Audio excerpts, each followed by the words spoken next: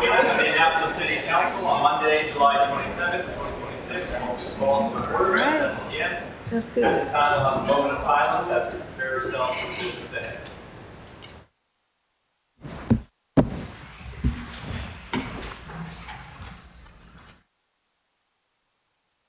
At this time, would everyone willing and able please stand for the Pledge of Allegiance?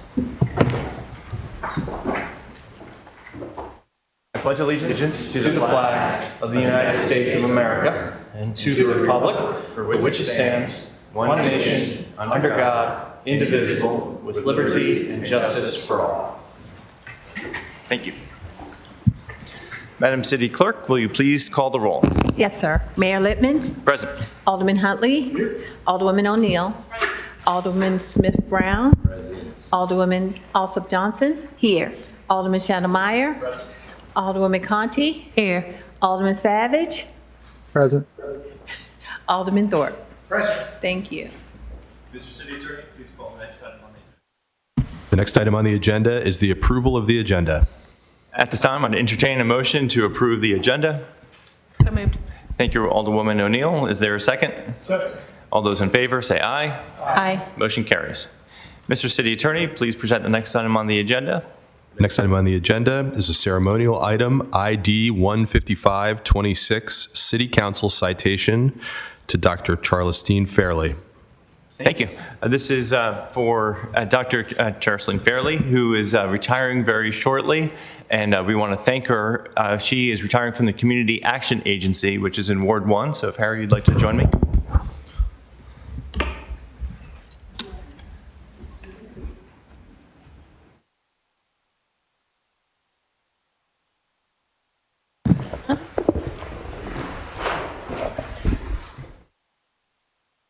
So before we introduce the citation for her, Ms. Fairley had a birthday on Friday.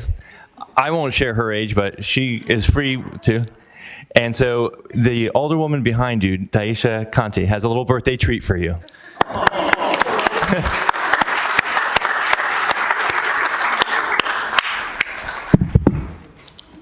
Thank you for joining us today.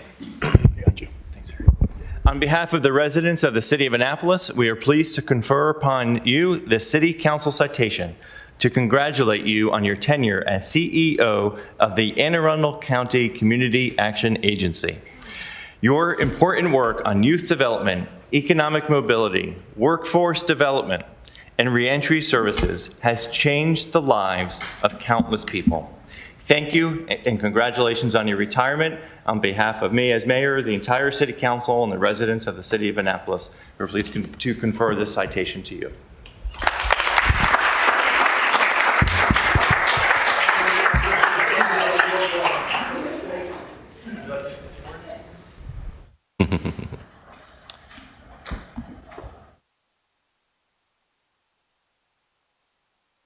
Okay. You know, as the CEO of Community Action Agency, I'm used to doing everything.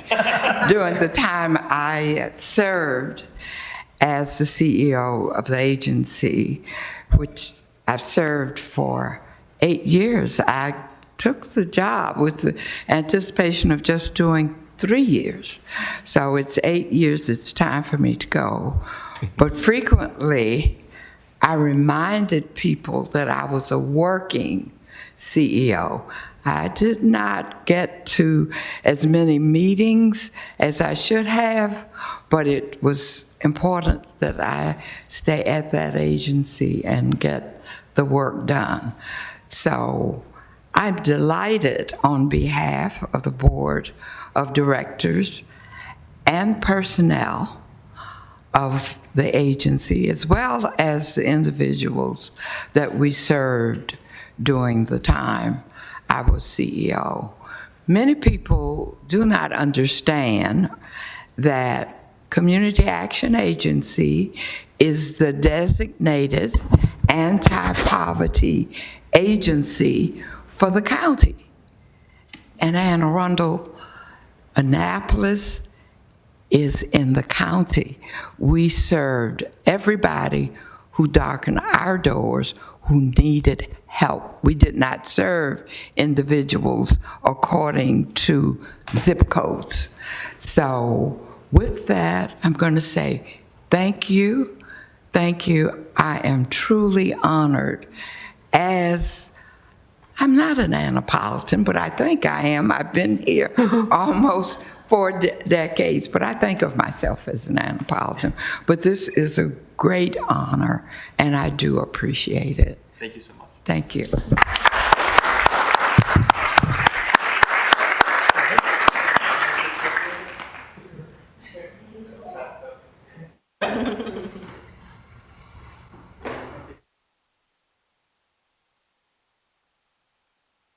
Oh, yeah, go ahead. Go ahead. This is my daughter, Nina Hickson, who has recently moved from Atlanta, Georgia, to be with me in my old age. I was 88 on July 24th. I'm proud of it. But Nina comes from, after practicing law in Atlanta for 40 years herself. She was chief legal officer for the city. She was also judge. Well, I'm not going to embarrass you, Nina. I could stand here and brag about it, but I'm pleased to have her with me to receive this important citation. Everybody should have an advocate for themselves like you are for your daughter. You got here 4 months too late. We just hired a new city.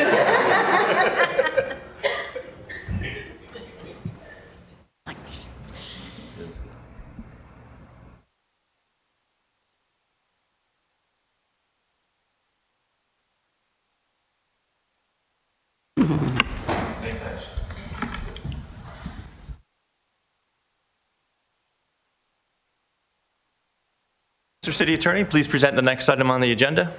The next item on the agenda is petition reports and communications, beginning with update from the mayor. Thank you. Give me 1 second.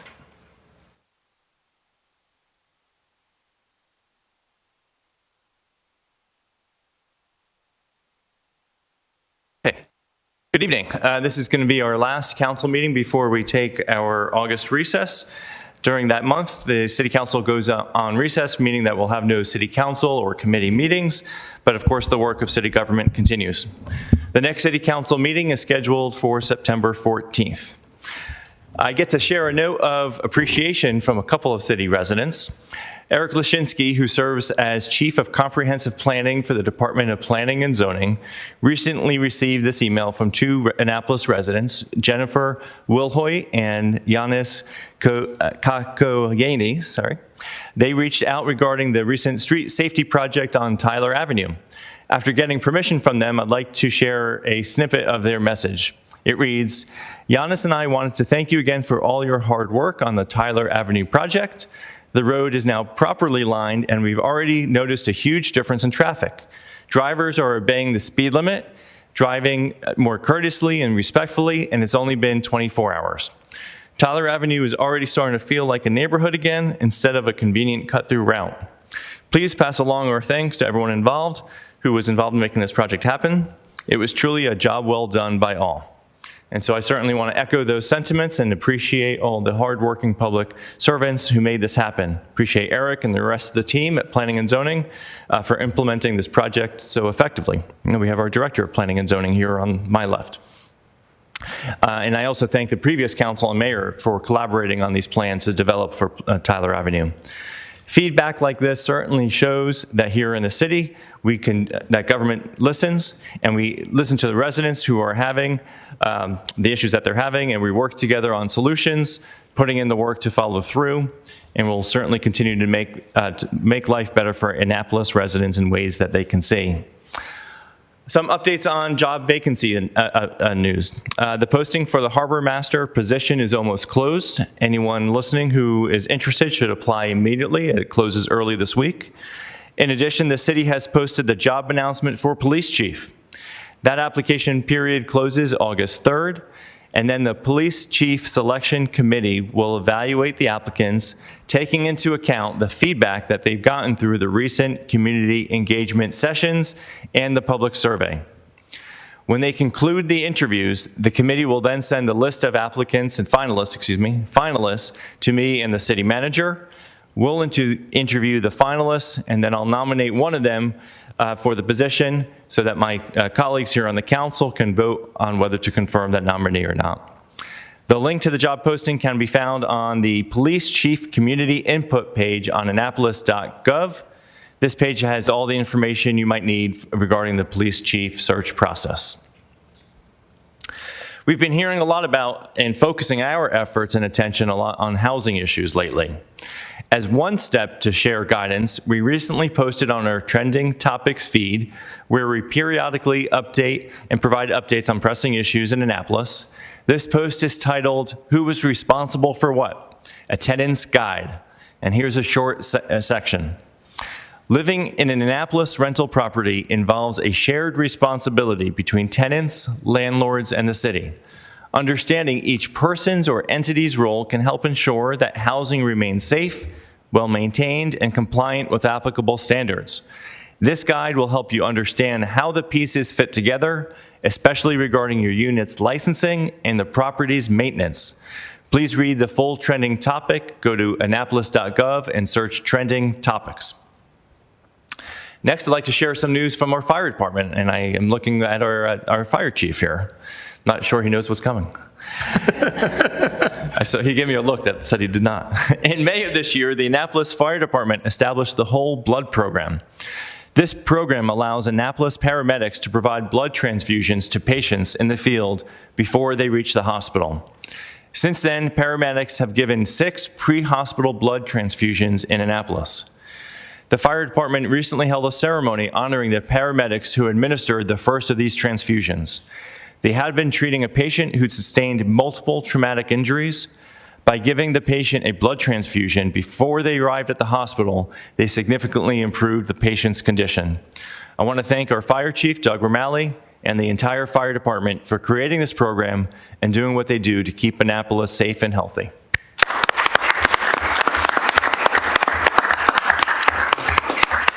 I'll also share that just today I received a letter that was sent to Chief Romali describing the first individual who got the whole blood transfusion.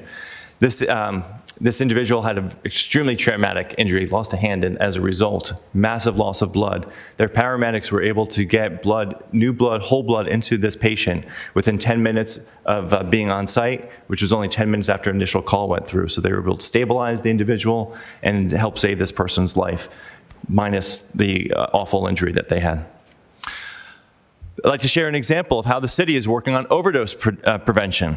The Naptown Anti-Dope Movement, NAM for short, is holding a workshop on overdose prevention this Thursday starting at 12:30 p.m. at 1 Benz Drive in Bay Ridge Gardens. The workshop will include a free lunch as well as free Narcan and training on how to use it. Attendees will also learn about treatment and recovery resources. Please join the workshop and learn how to save a life. Everyone likes a tax break. Take advantage of Shop Maryland Tax-Free Week from August 9th through 15th. This is a state program. During tax-free week, clothing and shoes $100 or less are exempt from state sales tax, and the first $40 of a backpack purchase is tax-free. As always, please consider making your purchases locally to support the economy right here in Annapolis. Shop local and save during Shop Maryland Tax-Free Week. Now let's get on with tonight's meeting. Mr. City Attorney, please present the next item on the agenda. The next item on the agenda is reports by committees. Thank you. Are there any council members who wish to present a committee report? Alderwoman O'Neill. Thank you very much, Mr. Mayor. I actually do not have a committee report because we did not have a public safety committee this month, but I do want to recognize my niece, Liesl Regier, who is here in attendance at this meeting. She is in a Boy Scout troop, which is really amazing. They're doing all kinds of great things, and she is earning points towards a communications badge by listening to city council meetings. So I want to just say thank you for coming.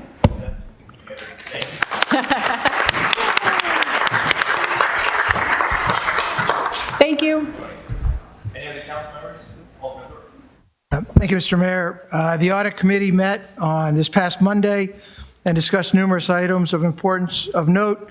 The Director of Finance has provided a schedule that will get to the Audit Committee approval of the FY26 audit at our December meeting and providing to the Council at the first meeting of 2027. Of note, this is compared to the April 13th agenda item in 2026 at the City Council for the past audit. A tremendous well done to the Director of Finance and the City Manager, as well, quite frankly, as all the senior staff who committing themselves to making this a priority to clear the audit before the budget process begins in the new year. We also discussed the review of the staff's 26 performance metrics to be done by the end of this calendar year and preparing for the development of calendar year 27, as well as further discussion to prepare us for September's meeting and the establishment of procedures for managing allegations of improper procedures. Perfect. Thank you. Thank you, Alderman. I want to reiterate how important it is that we stay on our schedule with the audit schedule, and we want to get it done by December 15th.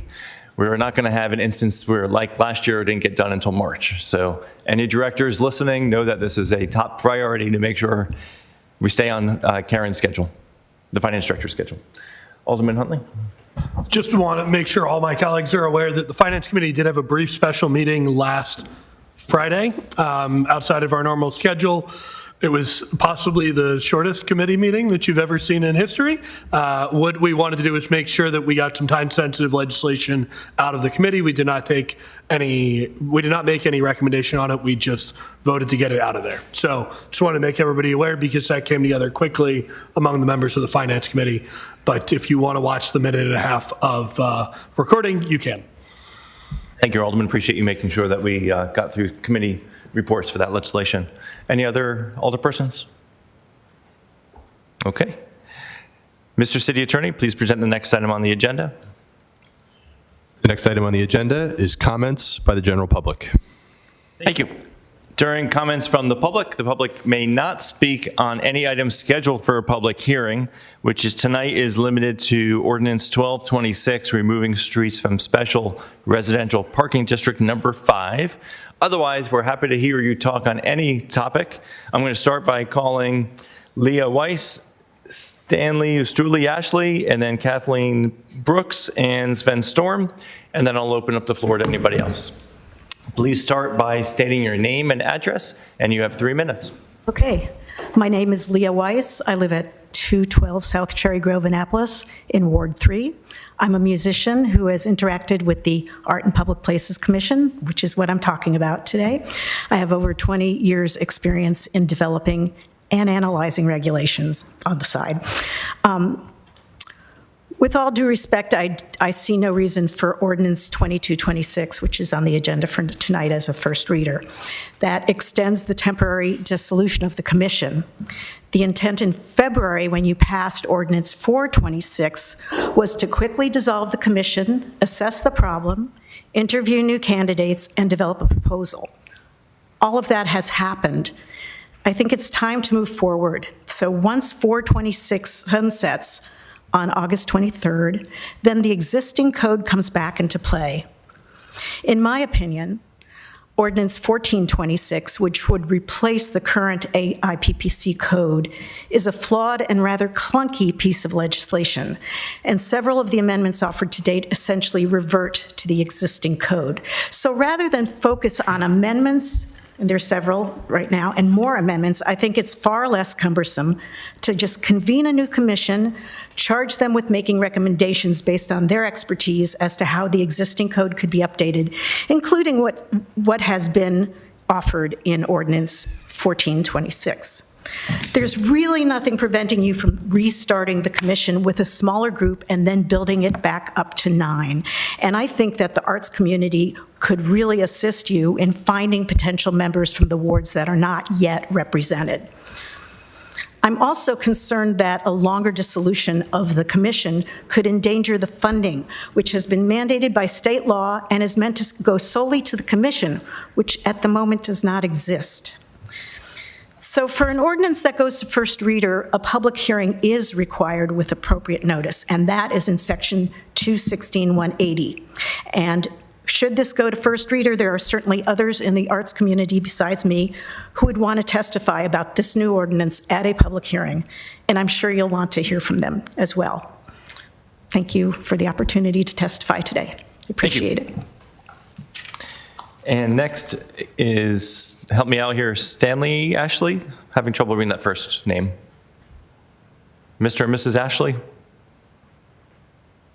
Okay, moving on to Kathleen Brooks. Ms. Brooks, going once, twice. Sven Storm.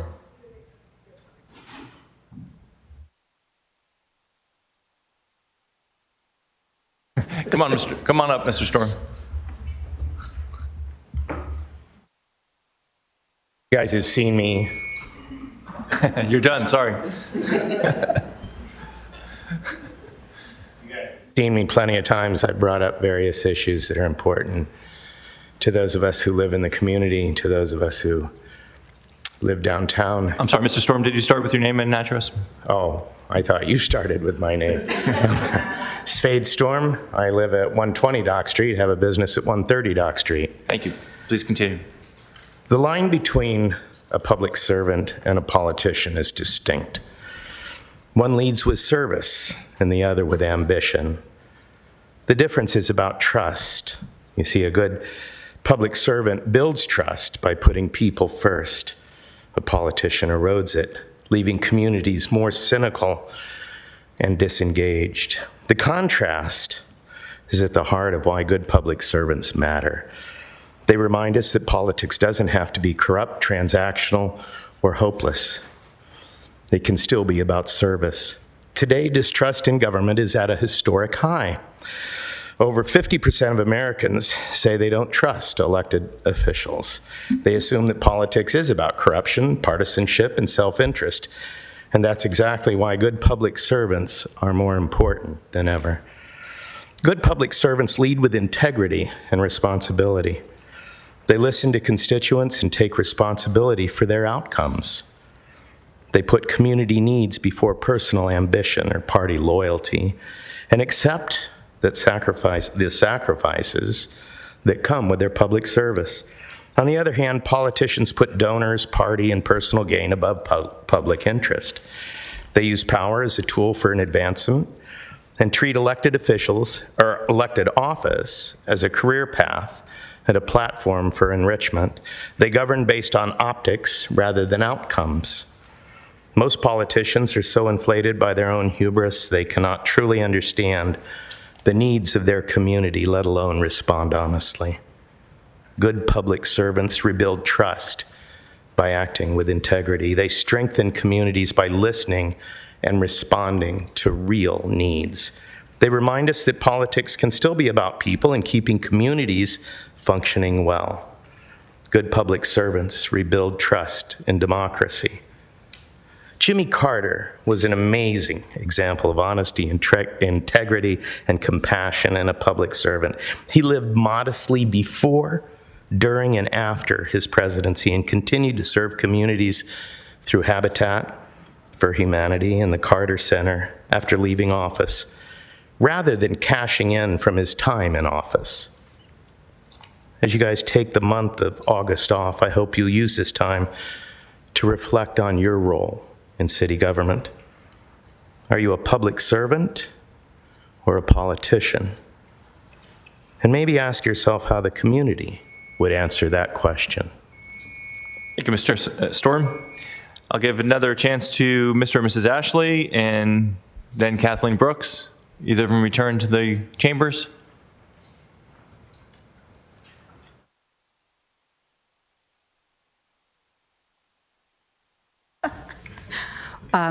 We came as, I'm Kathleen Brooks. Okay. Staley Let's do Ashley. one person at a time so we can, very good. Okay. We signed in, didn't know we were going to be speaking, but Gotcha. I do want to say, I'm sorry, start with your name and address, please. Kathleen Brooks, 3423 Hidden River View Road, Annapolis 21403. Thank you. Please continue. Staley and I are both part of the Anne Arundel Women Giving Together, an organization that works with nonprofits and does grant making throughout the year. And Dr. Fairley is part of our organization, and we were invited to come by Burl, and we would not have missed this for the world. And we just want to say thank you to all the public servants who do serve very honorably for our county. And I just want to say congratulations to Dr. Fairley. So much. I'm Staley Ashley. I live at 207 Spring Race Court, Annapolis, Maryland. And I ditto everything that Kathy said. We're here to congratulate Dr. Fairley. And watch this. This has been fascinating. Thank you very much. Thank you both very much. Appreciate you. If there's anybody else in the chambers who wishes to speak during this public comment period, except for that next public hearing that we have, please come forward. Start with your name and address. And you have 3 minutes.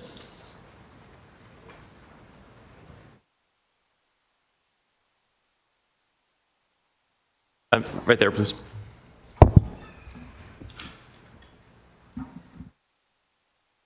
Mr. Mayor, John Hammond, 141 Monticello Avenue. And before I get started on my prepared remarks, I want to point out my written remarks. I'm not going to do the first part. There are two nits that need to be corrected in what I'm going to speak on, which is R2926. One, a bad reference to a code section or a charter section in the proposed amendment, and then there's another little nit in your proposed amendment for tonight that needs to be corrected, because if you don't correct it, I think you'll end up levying residential parking charges to visitors in all of the residential parking districts, and I don't think that's your intention. So just wanted to bring those out, and hopefully when you get to the business portion of the meeting, you'll have an opportunity to look at those two nits that I think I've identified. Thank you. Thank you very much. I am speaking on R2926. This is the update to the fiscal year 27 city fees. And I'm disappointed that no public hearing for R2926 was scheduled and that the Finance Committee spent no time reviewing the proposed resolution. My concerns to the resolution are addressed to parking fee increases, specifically the justification for the fee increases, which in some instances would increase fees by 50%. I have tried to research the justification for the increases in order to make a judgment as to the validity of the rise in the parking rates that may exacerbate the public's reluctance to patronize downtown businesses or visit friends who live in residential districts 1 and 2. To date, I have been unable to locate documentary information as to the fiscal impact of the proposed increase, other than the vague reference in the fiscal note published July 13th, 2026, that the revenue from these fee increases was included in the FY27 budget. These rate increases deserve transparency, and as of today, there has been none. Projected revenue realizations from the concession area and the bond sale documents for Medco financing of the Annapolis Mobility Resilience Project and actual revenue realizations of concession area parking revenue for the first 2 years of operation are presented in a table below for your fiscal years 24 and 25. The 26 report will be available in November. These projections in the table show that actual parking revenue realizations have far exceeded projections, undermining the necessity to raise parking rates at this time. For fiscal year 25, the city of Annapolis receives $3,681,668 after all expenses for bond amortization, other expenses, fees, and reserve funding requirements from the operation of the concession agreement. As chairman of the Finance Committee to the City Dock Action Committee, I am fully aware as to the concession agreement's requirement for annually adjusting parking rates. The concession agreement affords the city some flexibility as to the setting of parking rates as long as revenue realizations meet minimum requirements. Please wrap up your comments. I would judge that the first 2 years of revenue realizations and payment to the city are costs and beg to question the need for rate increases. The concession agreements for calls for annual increases. How do revenue realizations relate to concession agreement requirements? How much additional Please wrap up revenue your is comments, forecast Mr. to Hammond. be realized from the proposed increases? Where are those calculations? What is the city's policy toward elasticity of consumer utilization of Okay, Mr. parking rate Hammond, increases? thank you. These are many questions that Mr. Hammond, deserve actions. you've had your Let's 3 minutes. be transparent, Mr. Mayor Thank you. and council. Thank you. Next individual, if any? Okay. Seeing no motion in chambers, I declare comments by the general public closed. Mr. City Attorney, please present the next item on the agenda. The next item on the agenda is a public hearing on Ordinance O-1226, removing streets from Special Residential Parking District Number 5. Thank you. Is there anybody signed up to speak on this? All right, no one is signed up to speak on this. If anyone in chambers wishes to speak on this, please approach the podium. Seeing no motion in chambers, I declare public comment on O-1226 closed. Mr. City Attorney, please present the next item on the agenda. The next item on the agenda is approval of the consent calendar. Items on the consent calendar include appointments, AP 2226, the appointment of Rebecca Britt to the Anne Arundel County Community Reinvestment and Repair Commission.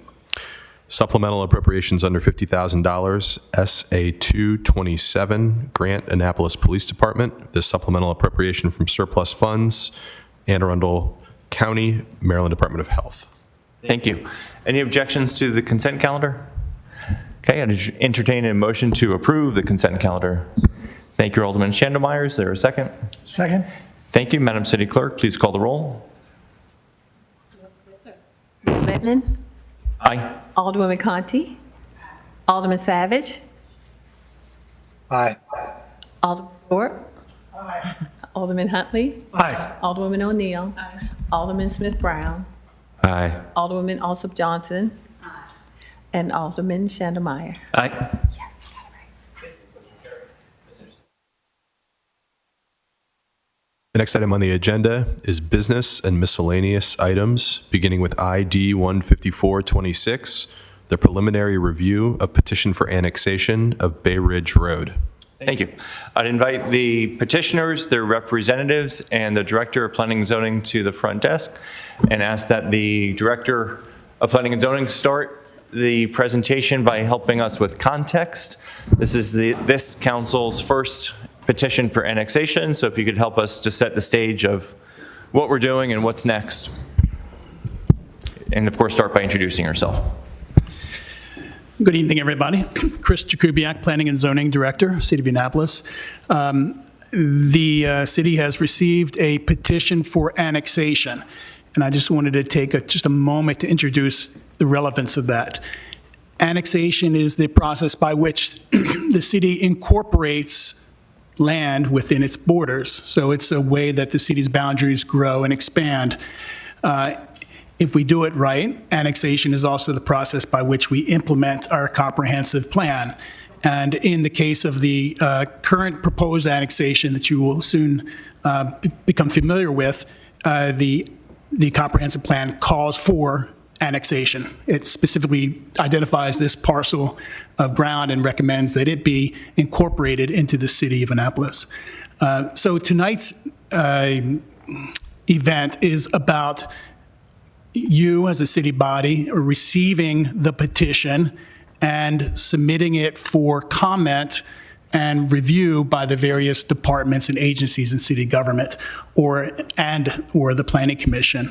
So each of us, Planning and Zoning, Public Works, the Planning Commission, Fire and Police, and others will review it and offer technical evaluations to help you evaluate whether to approve the annexation or deny the annexation. But certainly, once an annexation petition is submitted, the process leads to an eventual vote by the City Council. So that's all I have for you, Mr. Mayor, and if there's any questions, I'm here to answer. And so for today's meeting, is there any action that's taken by the City Council? There's no action, only to receive it and then refer it out to various other agencies and bodies. Perfect. Thank you so much. Mr. Hyatt, if you can introduce yourself and your client and do that. Begin your presentation. Thank you. I'm Alan Hyatt. I represent GSX Solutions, LLC. To my left is Hugo DeCiceres, a principal of that organization, and Mr. Jakubiak ably stated what is involved, but tonight is what's called under the city code a preliminary review of the petition. And a petition for annexation was filed last month by GSX Solutions and the property owner, which is Lidl US Operations LLC. The site in question was going to be a Lidl grocery store, and then for whatever reason, Lidl determined not to proceed. This is a site that's 5.4 acres along the south side of Bay Ridge Road, across from Georgetown Road. It was occupied for many years as C&C Liquors, for those of us that have been around a long time, but it's been vacant probably 20 years. It contains several derelict buildings, formerly homes. Mr. DeCiceres has fenced it in to try to keep the vagrants out, and it really is something that cries for redevelopment. It's at the end of a road called Bay Ridge or Bay Village Road, Bay Village Drive, and just to the east of the property is a vacant parcel that has been recently approved for independent senior housing. Next to that is a Starbucks, one of the busiest ones in the vicinity. Next to that is the CVS, and in the rear is an assisted living facility that is operated by Brightview. All that property was also annexed into the city. State law and city law governs the annexation process. And under state law, the local government article under Title IV describes the process. And as Mr. Jakubiak stated, the legislative body, this legislative body, has the opportunity to expand by acquiring land to be brought into the city that's currently in the county, as long as it's contiguous land and as long as you don't create an island of county property. The process is initiated by a petition, or can be initiated by a petition, which we did, and the petition has to be filed by at least 25% of the owners of the assessed value of the property. In this particular case, 100% of the owners filed, and then voters also have the opportunity to petition, but it's unoccupied, so there are no voters here. So we meet the requirements of the state code. What happens is that the city council considers a resolution for the annexation, a resolution for an annexation plan, and then an ordinance to zone the property. What we have requested is that the property be zoned under the R3 designation. It is currently zoned C1 in the county, which allows commercial use, but it also allows what Mr. DeCiceres has in mind for the site, which are townhomes. The density is identical to what the county permits, and that's important because under state law, an applicant for annexation cannot substantially increase the density that's permitted under county law. In other words, you can't come into the city and then have an explosive amount of density as compared to what the county allows. And in this case, it's 12 units to the acre are allowed under C1 for townhomes, exactly the same thing in the city for R3. So it really matches up very nicely. So we don't really have an issue for the compliance with the state law. The city code also governs the activities of annexation under Chapter 2.52. Under that chapter, the contents of the petition are enumerated, and we think we've satisfied all those requirements with our petition. And then tonight is the preliminary review. And as Mr. Jakubiak stated, what the City Council does tonight is it refers it to the appropriate committees, the Planning Commission and any of the departments or agencies in the city that you wish to have the annexation application reviewed. And ultimately, there's a public hearing where I will come back with the applicant, and we have a couple of witnesses. And one of the significant things we have to show is that the revenue from the annexation exceeds the expense that the municipality would absorb. We also have to show that there's no harm to the general welfare, no harm to the adjacent properties, that it's consistent with the city's comprehensive plan, and that there will not be any environmental degradation of the annexation. We think we can satisfy all of those criteria, but it's up to us to prove to you and convince you that we do satisfy that. Now, we've had it's a little unusual, but we had a work session, a couple of work sessions before the City of Annapolis Planning Commission on land that's not even in the city yet, but we wanted to get a sense of the reaction from the Planning Commission. The concept plan that was included in the petition shows 49 townhomes. The Planning Commission felt like it was a little too dense, which is often the reaction of the Planning Commission, I'll say. But in this particular case, Mr. DeCiceris came back and he has shown a new plan with 39 units. And I think it's fair to say that at the last Planning Commission session, the members of the Planning Commission liked that plan better than the first 49 units, even though 12 to the acres permitted would allow 60 units. But that gets pretty tight by the time you have open space and want to satisfy the forest conservation laws. It's difficult to do with that much density. So the plan is to go forward. We hope to be back in a couple of months whenever we have our opportunity for public hearing. We certainly will respond to any of the committee requests or concerns, any of the departments, Planning Commission. And you should also know that the obligation for a development like this is to provide 15% moderately priced dwelling units. So, you know, in a city that needs housing, this should be a good opportunity at a location that I think is appropriate for this type of housing. And with that, unless you have any questions for me or Mr. DeCiceris, that would conclude our brief presentation.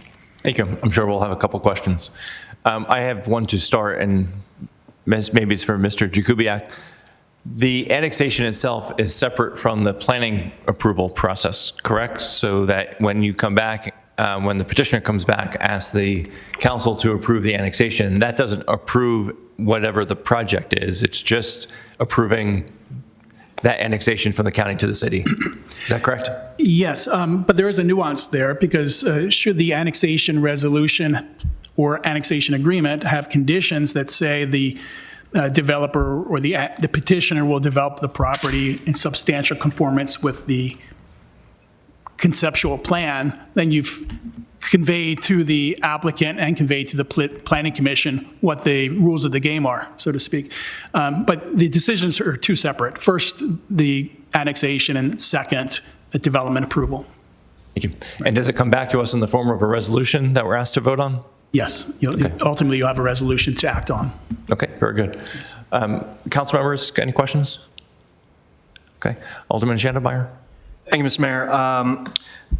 I think this is a good idea to incorporate this. Alderman Savage said it best when he said if we incorporate this into the city, we can apply our standards, our high-end policies and procedures to any new development that gets brought forward.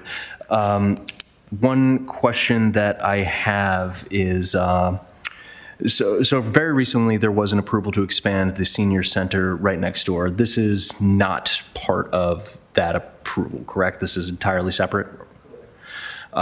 Is this property going to be incorporated into that? Is the goal to expand that out the senior center? Is this an entirely new unrelated development? Or is the goal to incorporate more senior housing? This is unrelated to the senior housing. It just happens to be adjacent to it, but But we have a mix. Interestingly enough, we have the assisted living in the rear, and then we have the senior independent living that was just approved, and then these would be, market types of units for families and what have you. So you have a whole mix of opportunities there. Along with the 15% moderately priced dwelling units, where I must stress there's currently no moderately priced dwelling units, so automatically an improvement. Excellent.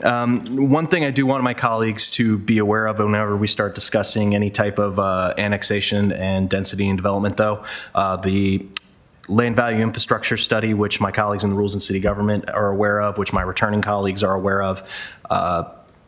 When we do annexation, there is always a risk of potentially bringing on a loss of revenue per acre. So if we incorporate this, we need to make sure that we have a land use style that is revenue positive for the city. I look forward to working with the director in planning and zoning with the rest of you to make sure that this is best for everyone, to make sure that we have some good housing, some good potential infrastructure, and make this a positive thing for everybody. Thank you. Alderman Savage, then Alderman Thorpe. Thank you, Mr. Mayor. So since this will be in my ward, I want to take an opportunity to speak up. I do support this annexation moving forward. I'm actually quite excited about it, particularly getting redevelopment on this property. It's been really a constant source of complaints as far as trash, vagrants, aesthetics, blight, fire hazard. I could go on. So first of all, I do want to thank you for getting the fence put up. I know heard a lot of positive remarks from the community in that regard. But moving on to some of the more substantive issues, I do think that this property sits right in our growth area. It fits the vision of our comprehensive plan, which it sets out for the Bay Ridge Road corridor, and bringing it into the city is the right conversation for us to be having. I want to be clear for my colleagues about what tonight is about, and I was gotten into a bit, and I just want to reiterate because I know it is a complicated process. And so this is, again, as was mentioned, just the preliminary review. We're not voting on the annexation tonight anyway, and we're not approving the concept plan just yet. The only thing we can do tonight is direct the petitioner to supplement the record, produce studies, provide additional notice, or accept referrals. After that, there's the annexation resolution. An annexation plan to the city has to adopt and send to the county and the state. We have 4 weeks of published notice, public hearing, and then a vote. So there's quite a bit of, and then even more notice. So realistically, we're talking about probably next spring, perhaps at the earliest, to get all of this tied up, hopefully sooner. So tonight is really about agenda setting. So a few things I just also wanted to mention that I think we'll need to work through as we move forward with this. First of all, the trails. The current concept shows a work through the forest in the rear, which is their conserved forest under the Forest Conservation Program, and I'm firm, and I do think that those trails should be a public asset, not a private amenity, and so that would mean recorded public access easements. Mean looking at how this connects to the county's greenway plan, because the long-term vision here is bigger than just one site. Second, coordination with our transportation planning. We're also exploring a road diet and intersection improvements on Bay Ridge Road in partnership with the county. So whatever gets built here should be designed with that in mind rather than around it. I would ask that this be referred to Transportation Board so that the work happens in the right forum. Third, density and land use mix. Petitioner has requested a zoning classification. That is their request. Classification is the council's determination, and we can ask for something different if we conclude it is warranted. I'm not proposing a number tonight. I'm just saying we should look at it deliberately and include whether or not we want more mixed use along that particular frontage. And I would note, just putting a finer point on something that Mr. Hyatt referred to as far as the restriction with increasing density. I believe the state law allows density to be increased by more than 50% above what the county allows. But if it goes beyond that, it has to go to the county council for express approval. So there is a way to do that. Again, I'm not advocating one way or another. I'm just wanting to let you know that there is a process there.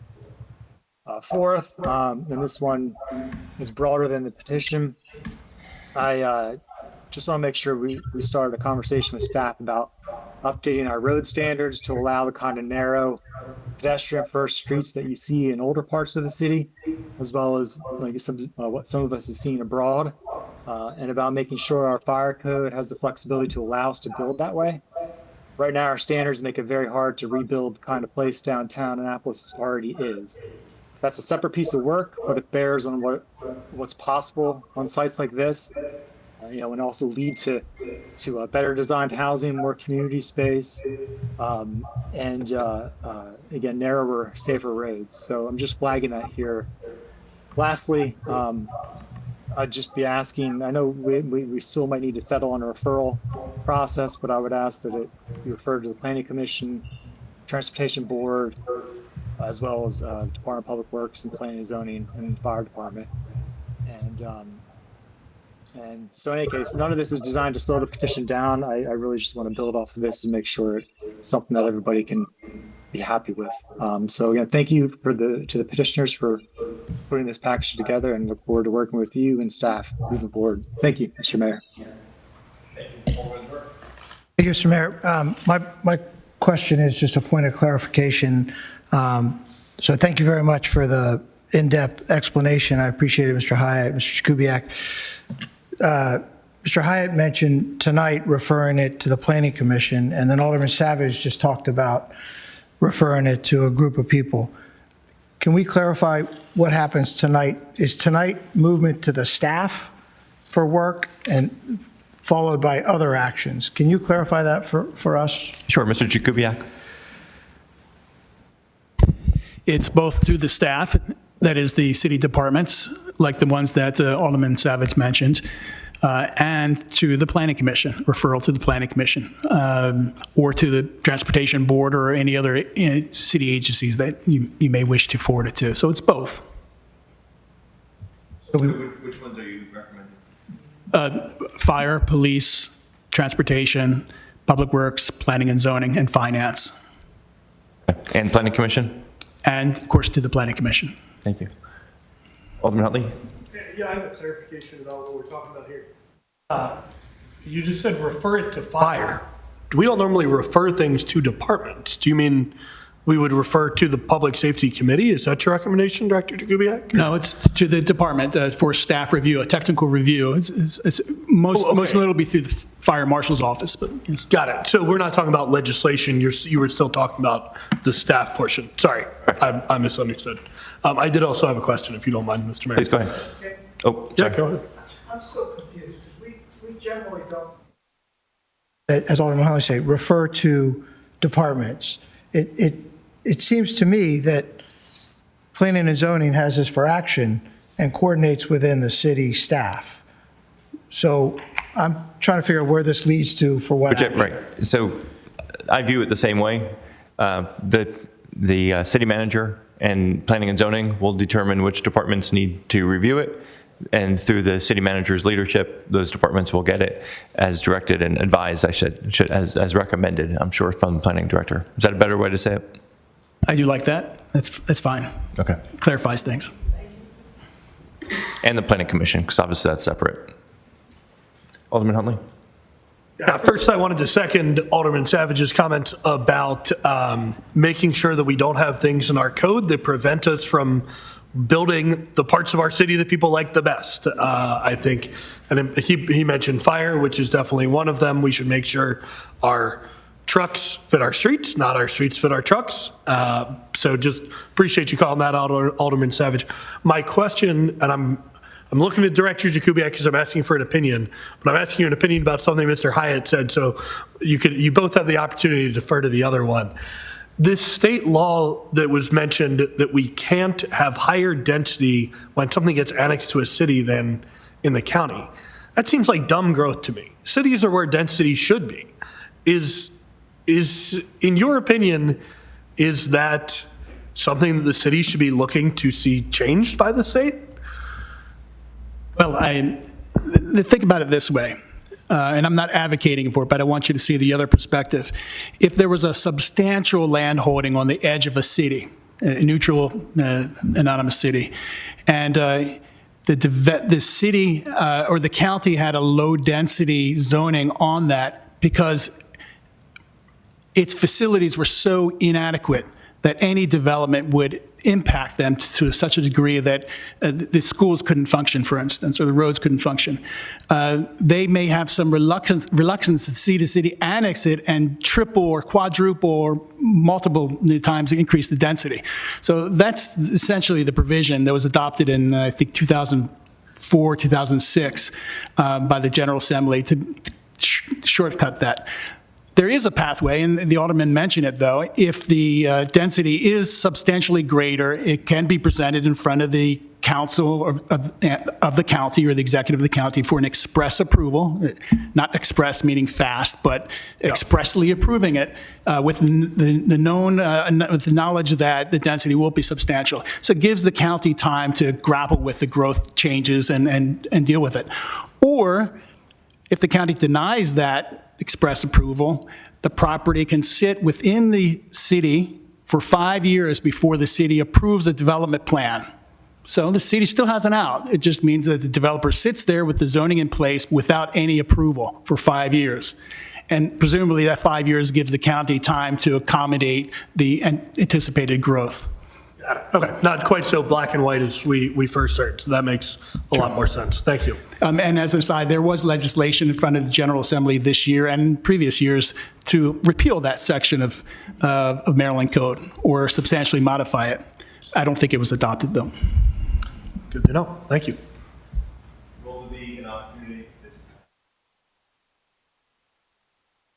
Behind the property to connect to Quiet Waters Park for someone on a bike or a walking trail, maybe through the Dollar General parking lot, something to that effect. Plan, and Mr. Savage, Alderman Savage referred to it, the plan does show a path, on our property. We can only do whatever we can do on our property, and it would connect to the adjacent property, then ultimately to the park. That is the plan, yes. Great, thank you. Any other questions by council members? Okay.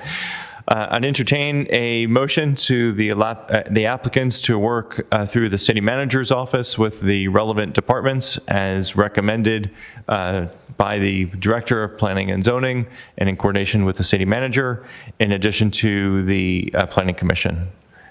Would anyone so moved? So moved. Thank you, Alderman Schneidermeyer. Is there a second? Thank you. All those in favor say aye. Aye. Aye. Any opposed?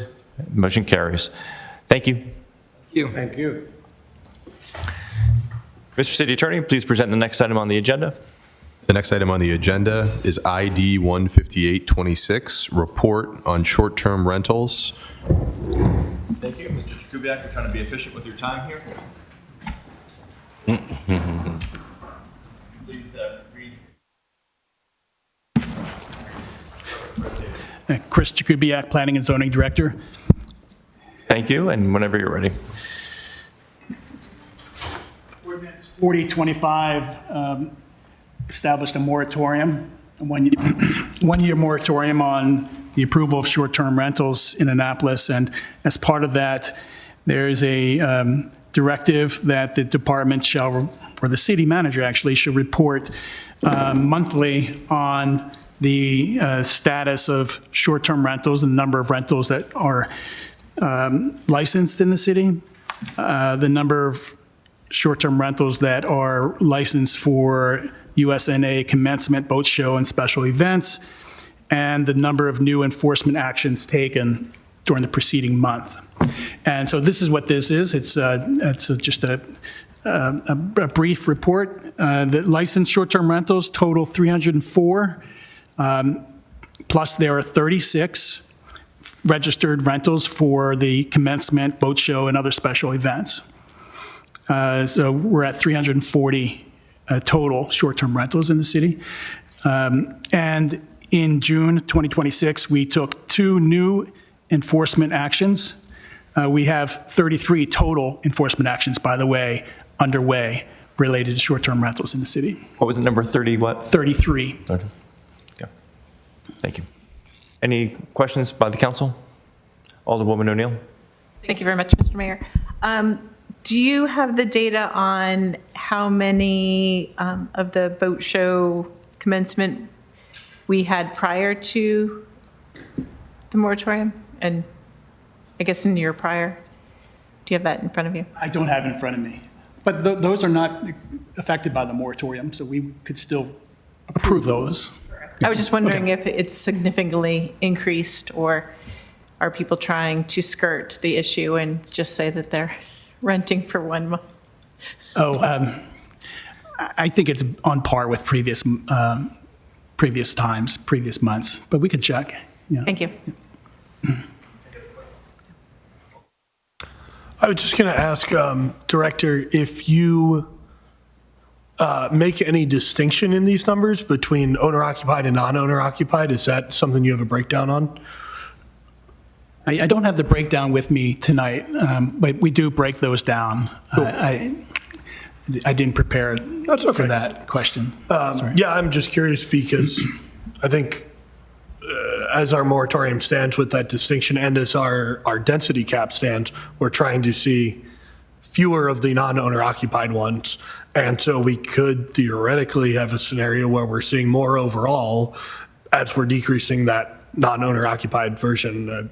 I don't need it right now, but I'd be interested to see how the trend goes for both of those two different categories. Okay, very good. Thank you. Thank you, Mr. Mayor. Does this 340 number, does that contain both owner and non-owner occupied?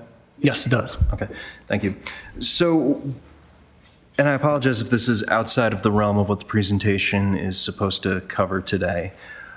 What tools do we have in our toolbox currently if a short-term rental just ignores our enforcement action? We received a complaint where we put a flyer out that this was operating without a license, and that the owner just tore the flyer off, and there was someone in there that day. What tools do we currently have to actually put a harsher penalty on that?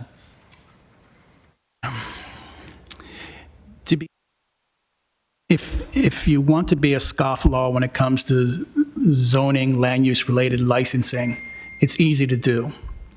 It's hard to keep track of folks who consciously violate city zoning and licensing requirements. We spend a lot of time tracking down these types of applications or these types of violations. There's a cluster, for instance, in the city where we're dealing with it. It's nonstop. It's a major sink of time that we've invested. But we provide citations, and folks have an opportunity to take time to pay that citation. If they refuse to pay it, it goes to the law office, and time elapses months at a time before we can get it onto the docket at the court. So there's a sequence of events that happen in time, and some of that is rightfully granted because it's due process and fairness, of course. But we've had folks that we feel are manipulating that, and at the end of the day, they're simply choosing not to continue with their short-term license and to say that they are going to do a long-term license. We, of course, have our reservations about whether they're going to operate according to the long-term license requirements and simply rent them on a short-term basis. So it's just an ongoing fight with folks who have the interest to violate the city code in this way. The fine increase is helpful, but we've had many people pay $1,500, $1,200, $500, $2,000 in fines and still operate their short-term rentals in these ways. Does city law give us a stronger... Does city law give us the ability to bring on a stronger cudgel for folks who are operating in bad faith, or is this something we need to go to the state and ask for us to have more tools? I think there are things that we could do, including increasing the fines. We go right to citations now. There's no notice of violation. We're right to citation when it's a documented violation, whereas with typical zoning violations, we'll give time to remedy or abate a violation. But now with short-term rentals, we're right into citations, and yet we're not seeing responses. Generally, yes, but those who wish to be serial violators get away with it, candidly. I would refer that question to the law office. I would ask for Tony's advice and guidance, because these are pretty important questions that kind of step beyond my comfort zone. But we would need a sort of an all-government approach, I think, to manage this enforcement issue. Thank you, sir. I just want to briefly add to what Director Jakubiak was saying. You heard me mention the trending topics on housing issues and tenant rights and living conditions. What's the total number of housing units that the city inspects? I saw it just last week, but I'm blanking on what the number was. Well, total? Yep. Well over 6,000. And how many inspectors do you have? Yeah, roughly 7 who are doing these inspections. Yep. So huge number of inspections for housing, huge number of inspections for short-term rentals. We have contractor violations on nights and weekends. We have other compliance code violations. I think if this council, a lot of the issues I hear from council members directed to the city manager or myself are relating to code violations, and from residents about housing violations. If this council is going to be serious about stepping up, we need to show support to the director and city manager and the other individuals that are responsible for this and really tackle it. And we do not currently have the resources to tackle inspections and code enforcement the way the expectations seem to be set in the community and on the council. And so just want to express that realization. And I'm happy to have that conversation. In fact, I think we should, but we're not there. I think that is a very good conversation to have. This may not be the best time to have it, but I appreciate your insights on that, Mr. Mayor. Yeah, I think it's something maybe we revisit in the after the August recess in a very comprehensive, directed focus. So, Alderman Thorpe. Thank you, Mr. Mayor. Because I think there's two parts to that conversation. As we, the city council, continue to put more requirements on the city staff and planning and zoning, I think we need to be very honest with ourselves and create an environment where the directors can truthfully come forward with what the requirement is. And my observation in 8 months on the council is we have a couple of can-do directors who, yep, we can make that happen. Yep, we can make that happen, which is great until we max out the staff.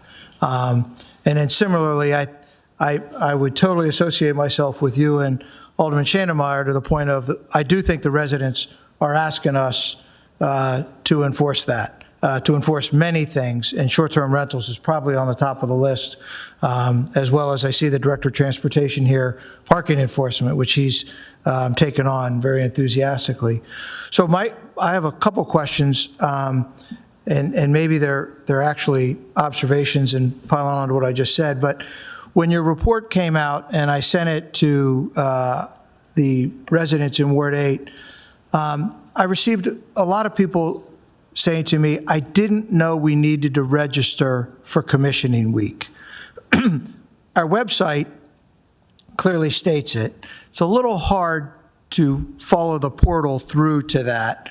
But I was wondering if you think that we have a communication challenge, because I think, and I'm a data guy, but I would be really surprised if we only had 36 people inside the city of Annapolis who are renting their house out for commissioning week. And people have said to me over the weekend, Frank, I do this every year. I would register if that's what I need to do. I'm now finding out I'm in violation. So do you think that's something we need to work with the PIO or something like that to make sure that people actually, first and foremost, know even before we get to enforcement? I do, and I think that's one of the important things that we've uncovered that we'd like to present in terms of findings or recommendations during this moratorium period as setting the table for an approach that you might consider by the end of the moratorium. But yeah, I think there is a communication problem. Thank you. The second thing is, again, applauding you submitting the report. People saw that there's been 2 violations this month or in June, and several people said to me the same thing. There were 2 in June. I know of 5 right now. And I've said to them, well, you should report them. And so they walked me through the challenges of reporting. And I think that might be another thing as we work through the moratorium or even beforehand. It's not one of the options on report a problem. And so, and I think many of my colleagues are getting the same thing, getting calls saying there's an illegal short-term rental at this address.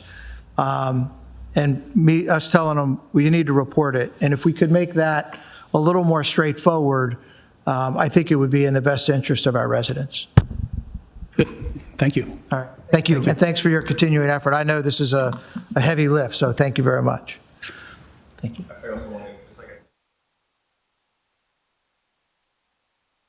We're discussing how to better communicate with the public of how to bring something to our attention.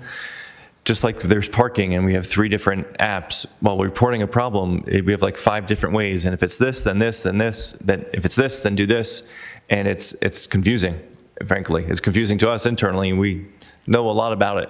So it's very confusing to us trying to express it to the public. So it's already on our to-do list to try to improve the ease with which a resident or someone in our community wants to report a problem. It should be quite easy to do it, and it's not as easy as we'd like it to be today. It's on our to-do list. Thank you, Mr. Mayor. Alderman Huntley. I just want to chime in on this point about commissioning week and all.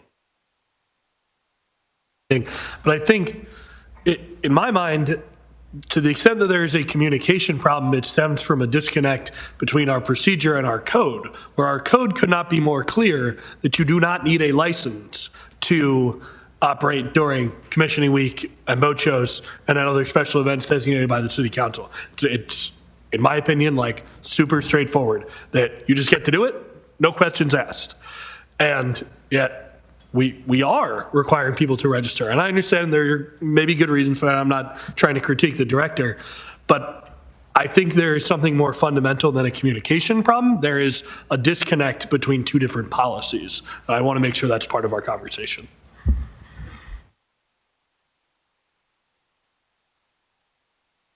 Thank you, Director. Okay, thank you. Good evening.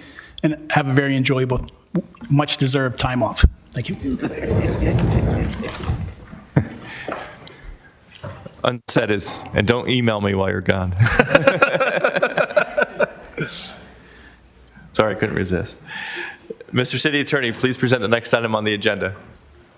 The next item on the agenda is supplemental appropriation 50,000 and above, SA 127, grant, city manager.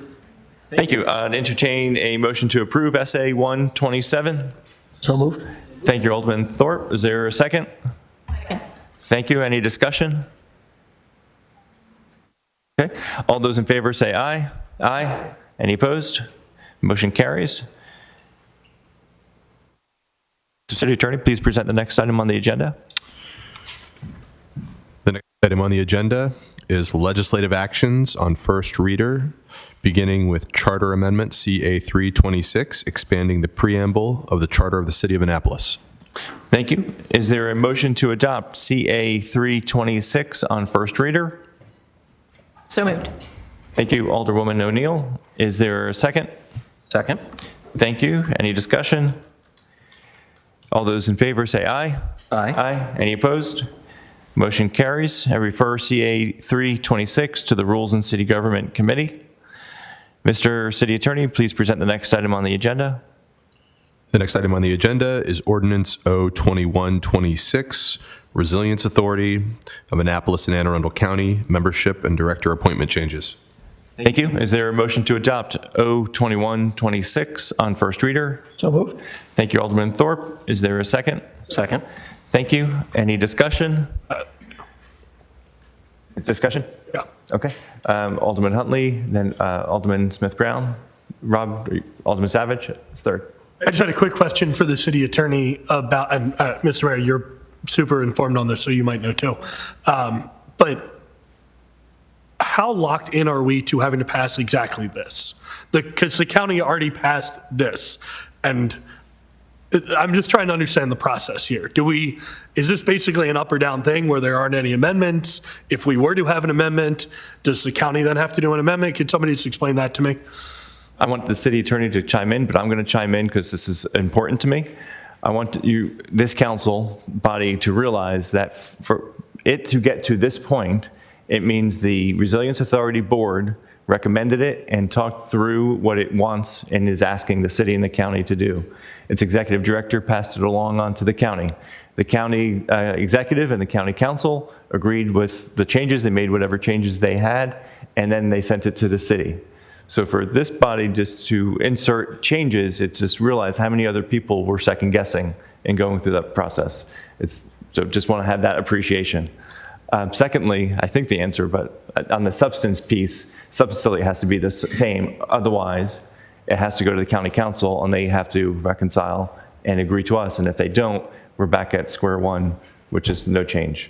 And this is obviously something that the Resilience Authority Board and Executive Director is coming to us asking for this change for very good reasons, and I'm sure they'd be happy to explain what those reasons are. So the bottom line is, were we to pass something different than the county, either they would have to pass the same thing as us, or neither of them are effective. Okay. Yeah, I think the only nuance to that is if we were to add something that didn't strictly pertain to the new requirements, we could add something and that was only applicable to Annapolis. For instance, some little procedure that we wanted to incorporate that only affected how we, say, made an appointment or something like that. Depending on the full nature and scope of that, we would probably have the authority to adopt that because it only pertains to us and doesn't otherwise impact the process.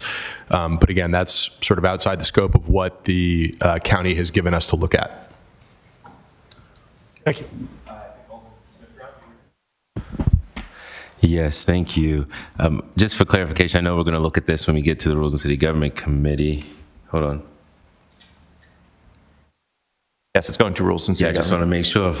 Yep. I'm looking forward to that. To be clear, the piece about residency has been removed, and the composition for one, at least 10 of whom, so 2 of them will not have to be residents of Anne Arundel County. Is that what that's saying? 12 total members, at least 10 will not have to be residents of the county. Other way around. Of the 12, 10 will be residents of the county. 2 will not. Right. Don't have to 2 be. will not have to be residents of the county. 2 don't have to be. Yeah, It's will different. not Could be have to 12. Could be all 12. Okay. Just making sure that that's what we're looking at, because it was also striked residents of the county and residents of the city, which I remember when we had the presentation, I did mention that I do not support. I just wanted to clarify. Okay. I think Alderman Savage, I think you were next. Thank you, Mr. Mayor. First of all, I just wanted to ask that this get referred to environmental matters. And then 2, building off of, I think, some of the comments from the city attorney, it did sound like in my conversations with them that we may have ability to change the things that are just germane to our section of that code.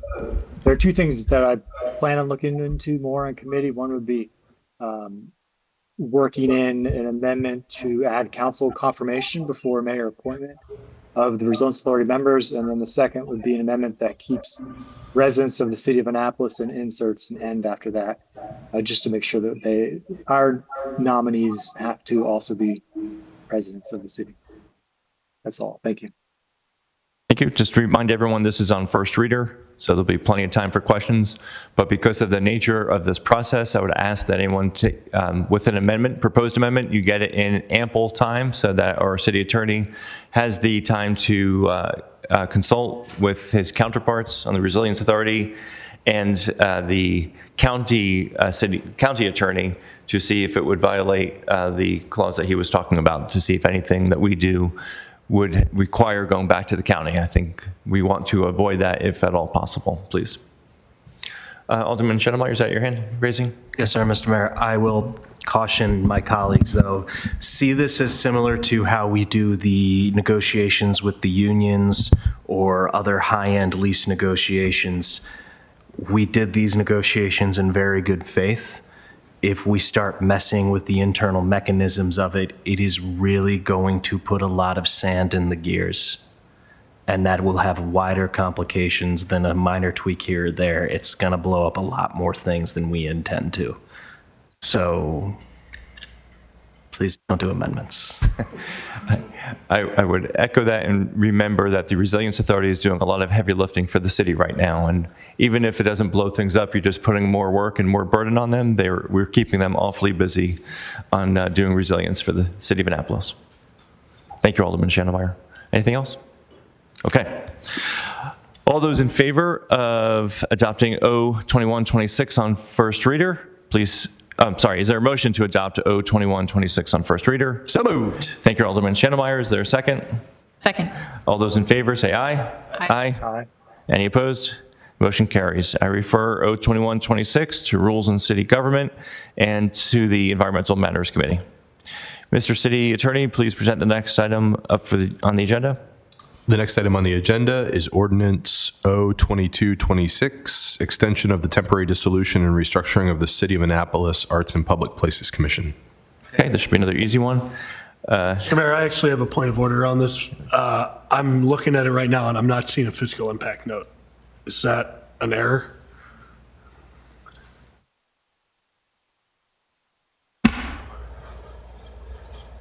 I don't see one either. Ms. Ritter, do you have a financial impact statement?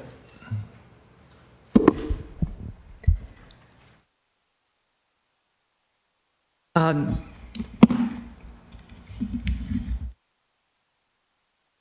have to look that up.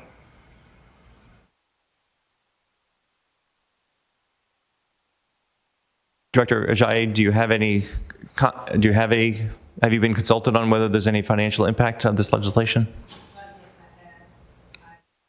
Can you speak into the microphone, please? Yes, I have. I sent the fiscal impact statement, and so I think it's a matter of updating it, but there is no fiscal impact for the extent temporary dissolution of this structuring of the City Annapolis Arts and Public Places Commission. That's what I indicated in my fiscal impact statement. Alderman Huntley, I certainly agree it's not ideal to not have the fiscal report, and it's not a habit I want to have. You know, I think it's important to have all staffing reports before we get anything added. So your point is made, and if at least we had the benefit of the report has been done and been able to refer to. So we'll be more careful going forward. Thanks for pointing that out. Yeah, I think we could just get it by email. Thank you. That's great. It's a good idea. Okay, so we're introducing this first on first reader. Is there a motion to adopt O2226 on first reader? So moved. Thank you, Alderman Thorpe. Is there a second? Second. Okay. Again, we're just at the first reader stage. Any discussion on first reader? On first reader, Alderman O'Neill, then Alderman Huntley. Did I say that right? Alderwoman O'Neill? If I didn't. It's fine. Thank you very much, Mr. Mayor. I just had a question as far as process, because I thought that we were going to be having the discussion on the O426 as opposed to just extending the temporary dissolution. I can address that. Thank you. It was on the draft agenda pending the Rules Committee concluding its business, and the Rules Committee met on Thursday and did not conclude its business on it, so they didn't have taken action on it, recommend for, against, or amendments, and they postponed further consideration to September, and that's why it was on the draft but couldn't move forward on the final draft. We're waiting for committee review. Thank you. Alderman Huntley, then Alderman Savage. I'm going to vote against this because... On first reader. Yeah, because I think it does not make sense. Because if this extends it to September 30th, and we're not going to pass it until September 28th, there is no point in extending this temporary dissolution after it already expired for 2 days. So I understand why it might make sense if we were going to suspend the rules, but if we're not going to suspend the rules and pass this all tonight, I don't think it makes any sense. So I would say we should not introduce it. And normally I'm inclined to support things on first reader because we can have a discussion. We can say, Alderman Savage, I don't like your Forest Conservation Act changes, but let's all talk about them. But this is a pretty up or down thing, and I think I'm down. Sure. I'm going to, assuming it passes on first reader, I will ask that we'll suspend the rules. And my request will be in the nature of, in good faith, we ask the Rules Committee to conduct their business and to help us meet the deadline of this 6-month expiring. And so the legislation was put on the agenda. Previous meeting, we would have been able to meet the 6-month agenda. Rules Committee didn't get to conclude its business. And so the only logical option in my mind is to get this, suspend the rules, and give ourselves the extra 2 months to get to a resolution and give the Rules Committee the courtesy of having another bite of the apple. But if it expires, we just go back to how we were, right? Like we're perfectly fine. I'll leave that to the city attorney to address, because I don't think it's so simple. Right, I would agree. Adopting 0426, that contemplated a very specific review with a number of steps to it.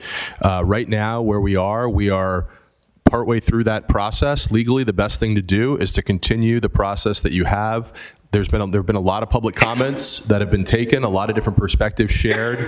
I know that in the public comments that I've reviewed, there have been different things about the nature of the committee, and there should be, representation from artists and maybe people with finance backgrounds. There's also a comment about making the correct reference to the funding source, which is from the hotel taxes. We can reference the state code. So there are a number of changes that I think the public has made good comments. I realize that there were a number of amendments pending to 01426, but all of that to me demonstrates that we're going through this process. This extension is routine in the sense that originally 6 months were contemplated. At this point, the natural timeline for everything is a little bit further out than expected. But I think otherwise legally, we do want to go through and complete the process, and that way we can be affirmative with how we conclude this process as opposed to allowing 0426 just to expire, and understand that there are different perspectives on that. And if that's where we find ourselves, that's one thing, but really the best thing legally is to just complete our process. And we're partway through that. And I think I think this extension is routine in that regard. My opinion is that as part of this process, I've spent a bunch of time looking at the legislation. I've submitted a bunch of amendments, and I have been convinced both through public comment and through just spending a bunch of time with it that the ideal Art and Public Places Commission code is closer to the code that we already have than to the legislation that was introduced. And so I think we are all better served by returning to that underlying code rather than getting to Amendment 12 or 15 or 16 on the legislation. So that's why, and again, given that, I think we are better off returning to the underlying code that we already had. Like you said, we had a process. If the outcome of the process is only that we have to pass new legislation, it's not a very good process. The outcome of the process, in my mind, has been we were actually closer than we thought. And I think it's only fair for that to be an outcome. If we had presupposed the outcome of the process at the very beginning, I would not have wanted to support that, undertaking that process. I would remind the council that when we passed 0426, we detailed what the restructuring ordinance should include. Develop recommendations for a restructured AIPPC, including a revised mission and goals, modified membership composition and qualifications, updated duties and responsibilities, enhanced operational procedures, improved integration with city planning processes, and clear procedural guidelines and decision-making frameworks. These are all things that we found fault with the existing code, and we all agreed, all those of us who supported 0426 agreed that we needed to make improvements on. With that direction from the City Council, Laura Richards in my office dug into these issues with the Office of Law to come up with recommendations to modernize these commission processes and procedures that were put in place when AIPPC was created 25 years ago. That good faith effort resulted in 01426, which is currently in the Rules and City Government Committee. Certainly no ordinance is perfect as originally written, and our colleagues have submitted amendments to improve it, and that's a vital part of our process. And a few amendments came forward, including one or two that I worked on with colleagues to improve. Tonight, we're simply considering extending the 6-month window that we created in February to allow the Rules Committee to finish their work and issue recommendations. No is a perfectly acceptable recommendation to release it to the full council. In an effort to spur that along, with this extension, I plan to offer a public meeting of interested citizens who have appeared before us already and interested colleagues on the City Council to find a path forward on a package of amendments that would enjoy the support of those artists and art community supporters who know the work of AIPPC well and whose voices are helpful in shaping it. While reforming AIPPC may seem like a standalone issue, I see this as part of our larger effort to address our many issues with boards and commissions. We have over 24 boards and commissions. Many of them are not functioning as well as they should be. They can't even meet for lack of a quorum. If we can't even address this on a single commission basis, we need to address this on this first single basis, AIPPC, so that we could understand what rules we want to operate and continue that work for the rest of the boards and commissioning reframing. So I would encourage this council, vote for this on first reader, suspend the rules to get the 2-month extension passed. We'll do this work to reconvene all these interested members who've been writing to us and the interested council members. We'll have these amendments ready for Rules Committee in September, and hopefully we can get to a vote by the end of September. Right, but not passing this tonight does not spike 014. The process continues either way. We're just saying we're going to a process that is more based in our underlying code as opposed to one that is based in this limbo that we're still in. I agree with you that 014 stays alive and would come back, and we'll still do all that work. I think we end up in some nebulous in-between period of which rules apply or whether those rules apply. I would disagree. It just, if we write legislation that says for 6 months, something is going to happen, and at the end of that 6 months, that thing expires, and then we let it expire, we've gone back to the old rules. There's no ambiguity there, or we would never write legislation like that. Anyone else? Alderman Schneidermeyer. Thank you, Mr. Mayor. It's first reader that gets into the process. I think I already know how the rules suspension vote is going to go. But I have the vote on should we bring this into the process.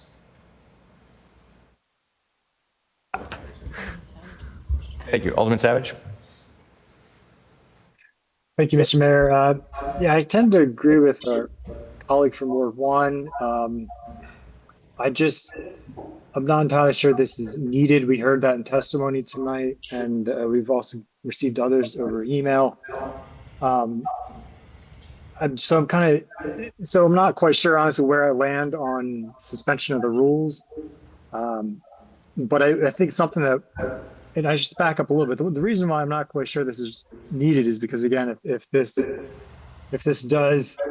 the other legislation expires, as I think was mentioned, it would go back to the existing code, which still has plenty of procedures in there for filling the board and whatnot. So I guess to help me at least make up my mind, and perhaps some others on the council, does the Director of Planning and Zoning, if he's still there, have any additional information as far as what he anticipates needing to do over the next 60 days? Because if he has nothing that he anticipates needing to rule on, this might be a moot point. The Director of Planning and Zoning is not in the room any longer. Alderwoman O'Neill. Thank you, Mr. Mayor. I am disagreeing with my colleagues on this, as there has been a lot of work, and while it's not perfect legislation, to just let it go back to what it was seems to be futile. Like, we wanted change. In the legislation, we talked about the change that we were looking for. Because it's held up in one committee, should not throw everything out the door because of that. That committee has a lot of work to do. There's a lot of amendments to it. I put out to my colleagues there was a possibility of combining some amendments because some of them were very close to one another. Not a single person responded to that, so I guess I know where that stood. But I think that by extending it out to September, it gives the city the opportunity to continue working. The work group with stakeholders seems to be something that is very much needed. Listening to those folks, Ms. Weiss, who came and testified, I'm sure would be on that to further give professionalism, opinion based in what needs to be done to go forward. I do not think that the funding is in jeopardy. Before we ever wrote the original legislation to the dissolution, we did reach out to the state and asked, and as long as we are continuing to fund during the temporary stay, we are fine with the state as far as the funding coming in. So that is not a worry. My worry is that there's been a lot of work on this, a lot of people working on it, a lot of staff time spent on it, a lot of older people time spent on it, and to just throw it out seems futile. Thank you. Alderman Thorpe. Mr. Mayor, listening to this discussion, I'm wondering what we're going to wish we had done a year from now. And it seems to me that we passed legislation 4 months ago to do this unanimously with the idea that a lot of work needed to be done in order to make this effective. And I guess I'm kind of repeating what Alderwoman O'Neill said is, let's finish the job. And unfortunately, we are where we are, with the August recess and needing 2 more months. But a year from now, when we're debating what we should have done, it seems to me that 2 months is a small delay in order to get done what we need to get done. I'm reminded of the explanation of the expression, don't rush to be wrong. So I would associate myself with Alderwoman O'Neill. Let's let it run for 2 more months. It doesn't sound like there's any significant drawback to doing that. And I would encourage us to expeditiously get that done. Thank you. Alderman Huntley. Oh, I do want to take a little bit of issue with something that Alderman Thorpe said, which is just that I think there were 2 things that there can be 2 different things wrong with a border commission. There can be a problem with the code. There can be a problem with the people. We were saying in that legislation, there were suggestions in that legislation encouraged the changing of both, and the 04 that we passed. And I think you could have voted for it for multiple different reasons. And so I'm just saying it may not be because we think we want to do a bunch of changes to the code. Or it could be, in my case, it was I thought we needed changes to the code. And we still probably do need some. But after spending a bunch of time with it, I think we are a lot closer in terms of the code than we originally thought we were. That's been my conclusion to this process. And finally, and then I'll shut up about this, I just would love a little bit of clarity. What happens when we don't suspend the rules and pass this tonight, which we may not be able to do for a couple different reasons? That seems like it's more limbo than straight killing it. So first of all, I don't plan to appoint anybody in the next 2 months. So I plan to see 014-26 through, so the commission won't be reformed either way. And by appoint, I have to nominate we collectively confirm. So that body. But we also heard from the city attorney already saying the more clear path, once we already say that the old code doesn't work, which may have been for personnel, but I listed a few moments ago 6 or 7 reasons that were code-based of why the previous form wasn't working well. We all said we were going to work on those things together. It becomes nebulous if we say that we all agreed that wasn't working, and now we let something expire to then only have this thing that we said wasn't working well come back. I think it's just nebulous. And so it's, as the city attorney said, more clear cut if we just finish the work and reinstate it affirmatively instead of by default.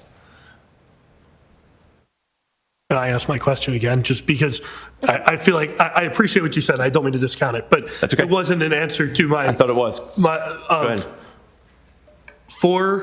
Between when 04 expires on August 23rd, I think, and when we theoretically pass 02226 on September 28th, what is governing our laws about AIPPC? I think the fact that we have this question is a reason to go ahead and extend it. And I think that, yes, I think, you can take the position, one could take the position that this automatically expires and that all these other things happen. The fact is, the way that 0426 is written, while I think that that is not an unreasonable inference to draw from it, it does not go as far as expressly stating what would actually occur in the event that it expired. I think we can have different views about what that is, but it does say 6 months, but it doesn't say at the end of 6 months we will revert back to such and such structure. So I think that it creates a few questions, and rather than to try to cross that bridge at some point in the future, the proactive thing to do is just simply to extend this, and ideally to do that tonight. In other words, just to keep the process going and have that bridge through the end of September. Alderman Thorpe. Yeah, I just feel compelled to jump on this. I mean, we have legislation that was introduced by an alderwoman who has invested a lot of time, and the very questions that are on the table are the answer to your question. The number of amendments, the number of effort that's going through this, the why did we vote for it, yes or no. I mean, I just have to say, as a deliberative body responsible to the residents of Annapolis, what is 2 months going to do to us? I mean, we've spent an hour already talking about it tonight.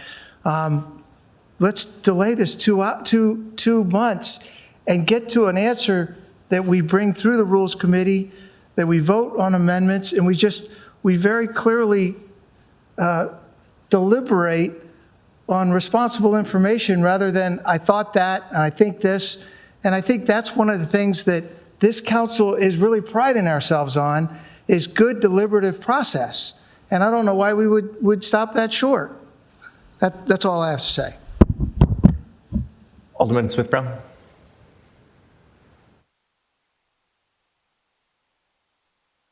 We just heard your commitment, because today it seems like they're lagging, so the sound is lagging. We heard your commitment that upon us extending this, you would open the floor for us to have a committee forum, town hall conversation from the arts community and other members of interest to help guide us through this new process. That was the one commitment. You also mentioned that if we did not extend, no appointments would still take place, which means the Arts and Public Places Commission will not even have membership to help us with the prior code and reshaping that moving forward. Is that also correct? I don't plan to name anyone until we finish 014. So it seems as if we've got to finish some things before the mayor helps to move this forward in a way that all of us can be satisfied. Now, our committee, because earlier the reason why we didn't give a committee report is because they were working out some documentation, but we did vote to postpone this in our committee for various reasons.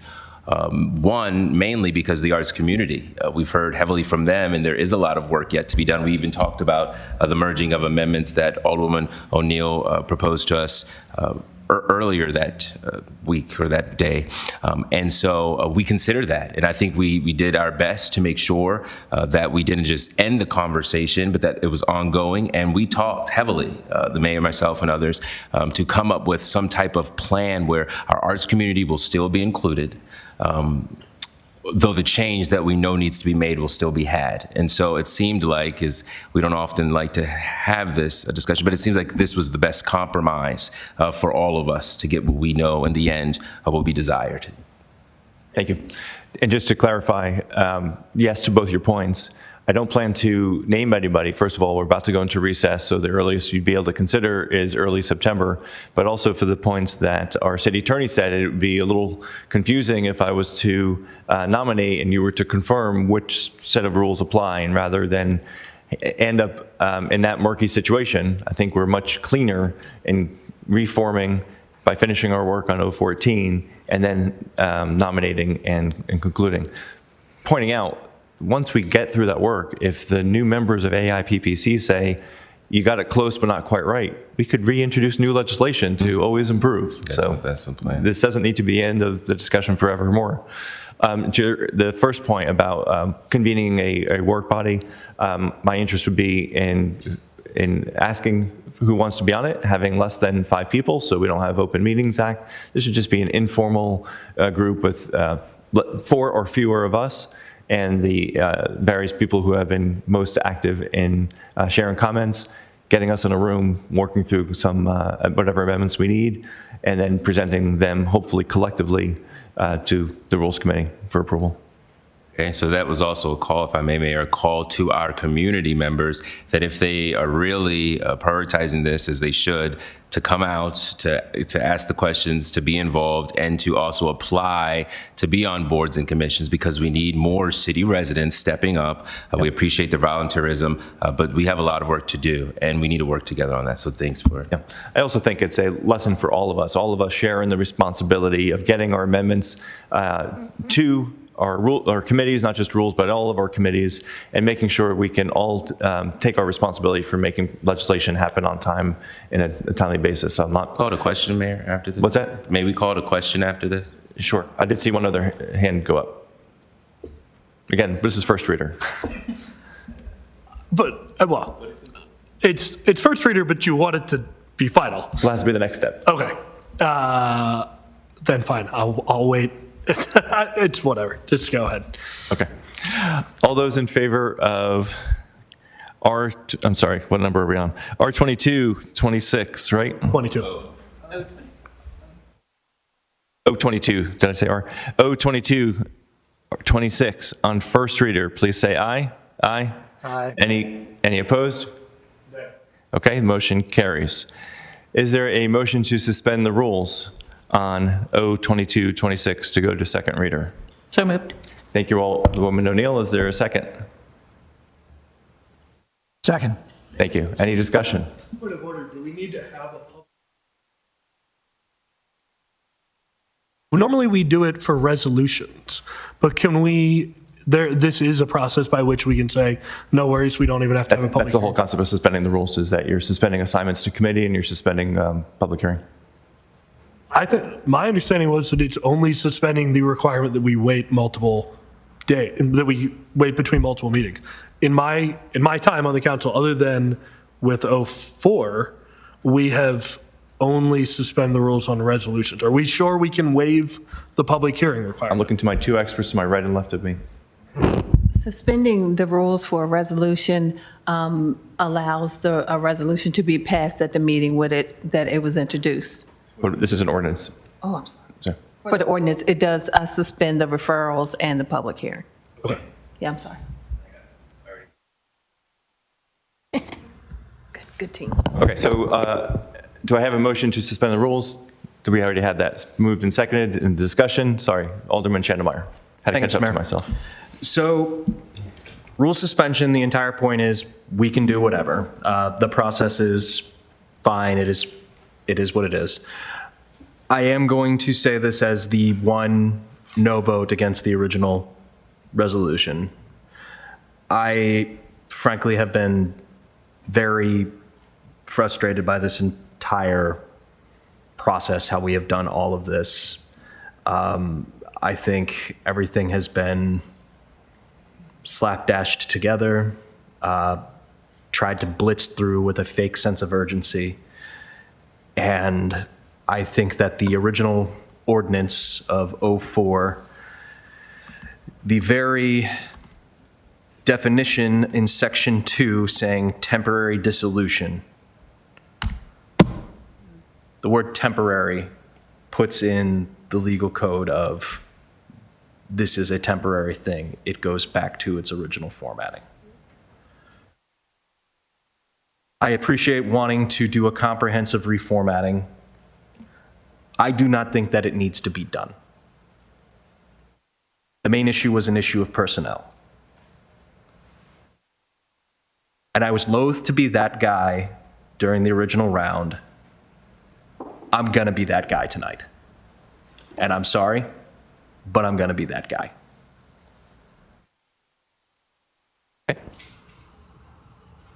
Anybody else? Okay. We have a motion, been seconded. We have had discussion. All those in favor of the motion to suspend the rules, please say aye. Aye. All those opposed? Aye. Okay, the motion does not carry. Ordinance O2226 will be set for public hearing at the first meeting in September and assigned to which committees?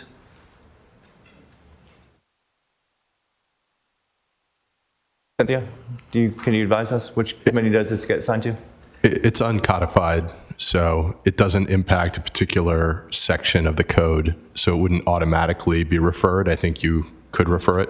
Right. It's up. I think it's up to you all as a discretionary. It does need to be set for public hearing, though, correct? If the motion to suspend does not pass, since it did not pass. Okay, so it'll be set for a public hearing and not a committee assignment. And that concludes our discussion for 2226. Mr. City Attorney, please present the next item on the agenda.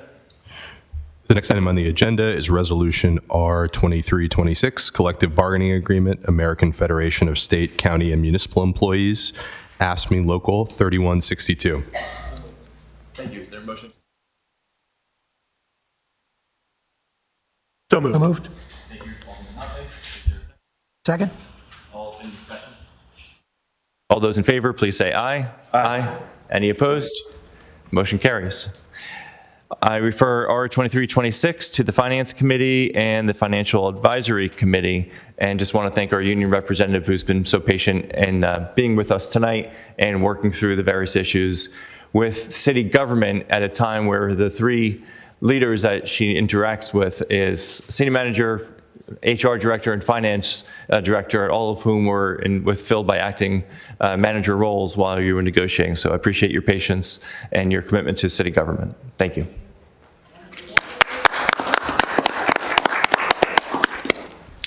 Mr. City Attorney, please present the next item on the agenda. The next item on the agenda is Resolution R2726, Fiscal Year 2027 Position Classifications and Pay Plan Update. So moved. Is there a motion to adopt R2726? Moved. Thank you, Alderman Schneider. Is there a second? Second? Thank you. Any discussion? All those in favor say aye. Aye. Any opposed? Motion carries. I refer R2726 to the Finance Committee and the Financial Advisory Committee. Mr. City Attorney, please present the next item on the agenda. The next item on the agenda is legislative actions on second readers, beginning with Ordinance 0926, updating the Standing Committees section of the City Code. Thank you. Is there a motion to adopt 0926 on second reading? So moved. So move. Thank you, Alderman Smith Brown. Is there a second? Second. Okay.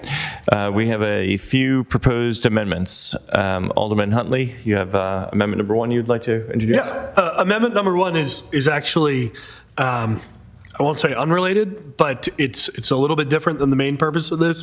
What amendment 1 does is makes our code align with the process that we've recently had for the budget. Our code sets days by which we have to do each different part of the budget process.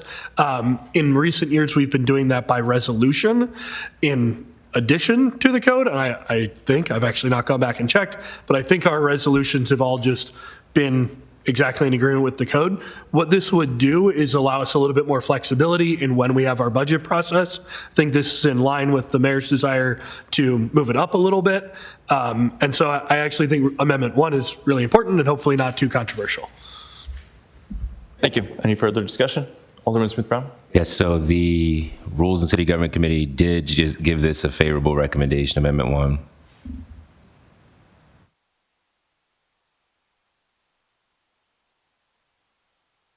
Sorry, on Alderman Huntley's motion, we need a second. Yes, I would like to introduce Amendment 1. Second.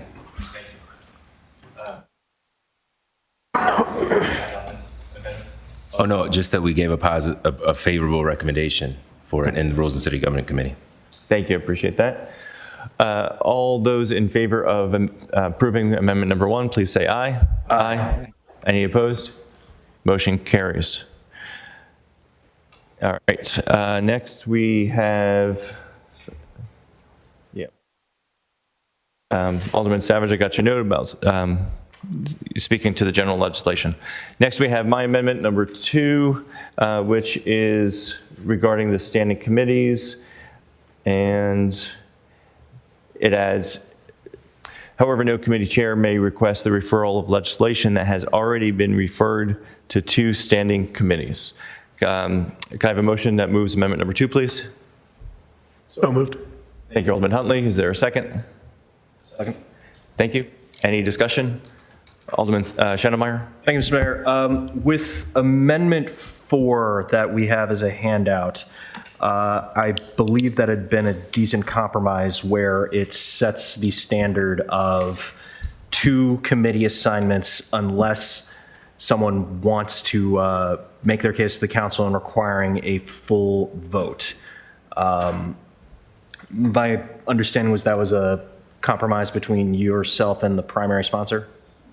So Alderman Savage presented this concept of this compromise on Saturday to me.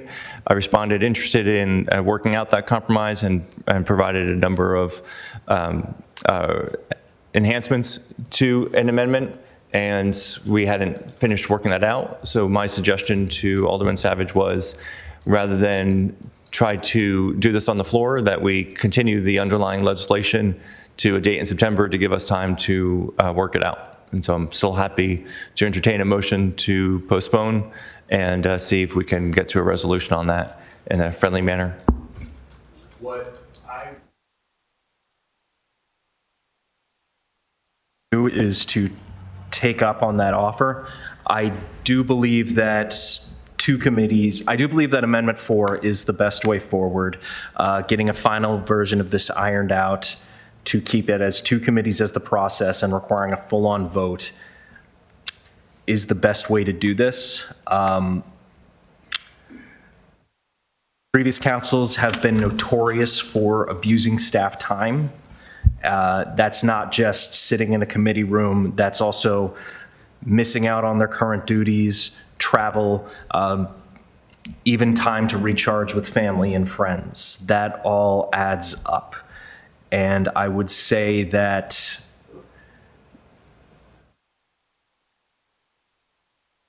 I understand that the alderman who's put forward the legislation wants a little more flexibility. I think that getting the final details ironed out on 4 is probably the way to go. So I know you want to get your legislation through. I'm always chomping at the bit to finally pass mine, but I would humbly request that you postpone the legislation as a whole. I'll take that as a discussion point because we're in the middle of a motion for Amendment 2. Yeah. Alderman Savage, in the spirit of the discussion on Amendment 2 and in response to Alderman Savage, would you like to address the status? The status of. So in the discussion of Amendment number 2, Alderman Schneidermeyer was he asked about the status of us working together on Amendment number 4, and I shared that I think we have room for a compromise, but we were doing this on a Saturday and didn't think that was fair to try to get the law office involved on yet another weekend, and suggested we do this for a September council meeting. In other words, postpone this consideration. Well, I mean, I'm happy to talk to that, but that sounds like it should be spoken to during a motion to postpone. Right, but we're in the, I guess we have the amendment, so we're not on a motion to postpone quite yet. Okay, well, what I'll say to, I guess, this amendment, first of all, is just, yeah, I apologize, I'm traveling, internet is very, very spotty, but when I did my prep last week, that's when I first saw these amendments were posted. I was not notified as a sponsor that these amendments were out there. So I know this has come up before. We try to get the amendments out earlier, but there's just no time to work through them. But frankly, at least reading through the correspondence we've had, Mr. Mayor, there just seemed to be too much distance between us to get to anything quickly, and I'm not even sure how it's going to work out longer term. That's why I just decided to pull the trigger and introduce the alternate amendment. But as far as the merits to this Amendment 2, I don't support it. And it's related, which I wanted to go back to speak to the intention of the underlying legislation, since we didn't have an opportunity to just give general discussion to the legislation. The origin of this is that of the underlying legislation, that there are sections of environmental code that should be going to environmental matters. Currently there are two chapters in Title 21 that do not go to environmental matters. As far as automatic referral, that's critical area, and forest conservation. There are a couple others scattered in Title 17. What I was trying to do initially with the legislation is just to correct that, because I thought that was an oversight. Obviously, those are quite key provisions to environmental policy that I think should go to the committee. And so I thought what I was proposing was a reasonable compromise to begin with. To honor and respect the concerns I've heard from the mayor, I did restrict the sections of code that would go to environmental matters by being very specific with only particular chapters and not entire titles. So again, that's with my intention of, one, to respect staff time, but also our own time. As I don't really think as committee chair for environmental matters, I don't want to dig into things unless it's actually germane to the environment. So, but back to the amendment, I don't support because it would cap the referrals to only 2 committees, and I think this would prove to be a problem. Looking at the past 12 years, we've had 14% of our legislation has gone to more than 2 committees. I think what that shows you is that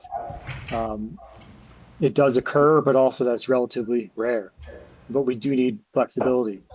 The problem this amendment would present is that it remove flexibility and instead make a mandate in the code.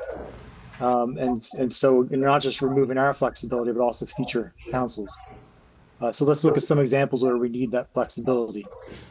First of all, we have the downtown height change that was proposed, along with the planned development language. That went to multiple committees.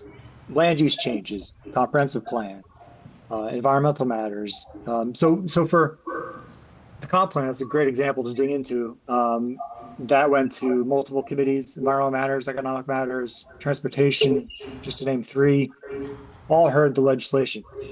Environmental matters spent, I believe, 2 meetings on this legislation. And we also had continued dialogue with the departments on this. And I felt like it was very worthwhile. We all came out with that united on the comp plan. We had good ideas put in there, refinements. That was good. But I'd say this couldn't be done if this amendment passes. It would undermine the very purpose of the legislation. And I just don't support this amendment. Thank you. Just for clarification, you mentioned the amendments were not shared. They were posted by Cynthia to all council members for the Rules Committee. So about a month ago, when they were redone, could have been early July. I'm losing track of time, but I think it was late June when the amendments were sent. So I just wanted to clarify. You mentioned that this was last minute, and it was not last minute. The chair was not notified as a courtesy. I mean, sorry, the sponsor was not notified. Okay. I believe the email went to all council members, but let's move on to the substance. Any other council members? Alderman Thorpe, then Alderman Schneidermeyer. Are we talking about Amendment 2, or are we talking about delaying the legislation? I don't believe that we're talking about delaying the legislation, because I had made an offer to reach a compromise, and it sounds like that offer was turned down. Okay, thank you. Alderman Schneidermeyer? Thank you. So if we pass Amendment 2 and Amendment 4, do they cancel each other out, or does Amendment 4 just simply add on to what happens with 2? Great question. I mean, go ahead. Before the city attorney. A point of order. The public has not seen Amendment 4. So this very conversation is about the importance of the committee process. The Rules Committee has not seen Amendment 4. The public has not seen Amendment 4. 9 of us have a piece of paper in front of us with Amendment 4.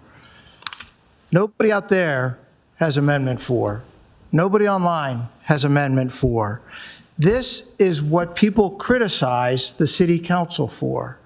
So I would ask the council, is this the way we want to do business? Whether I love this amendment or not, there's only 3 amendments that have gone to the public, that have gone through the Rules Committee.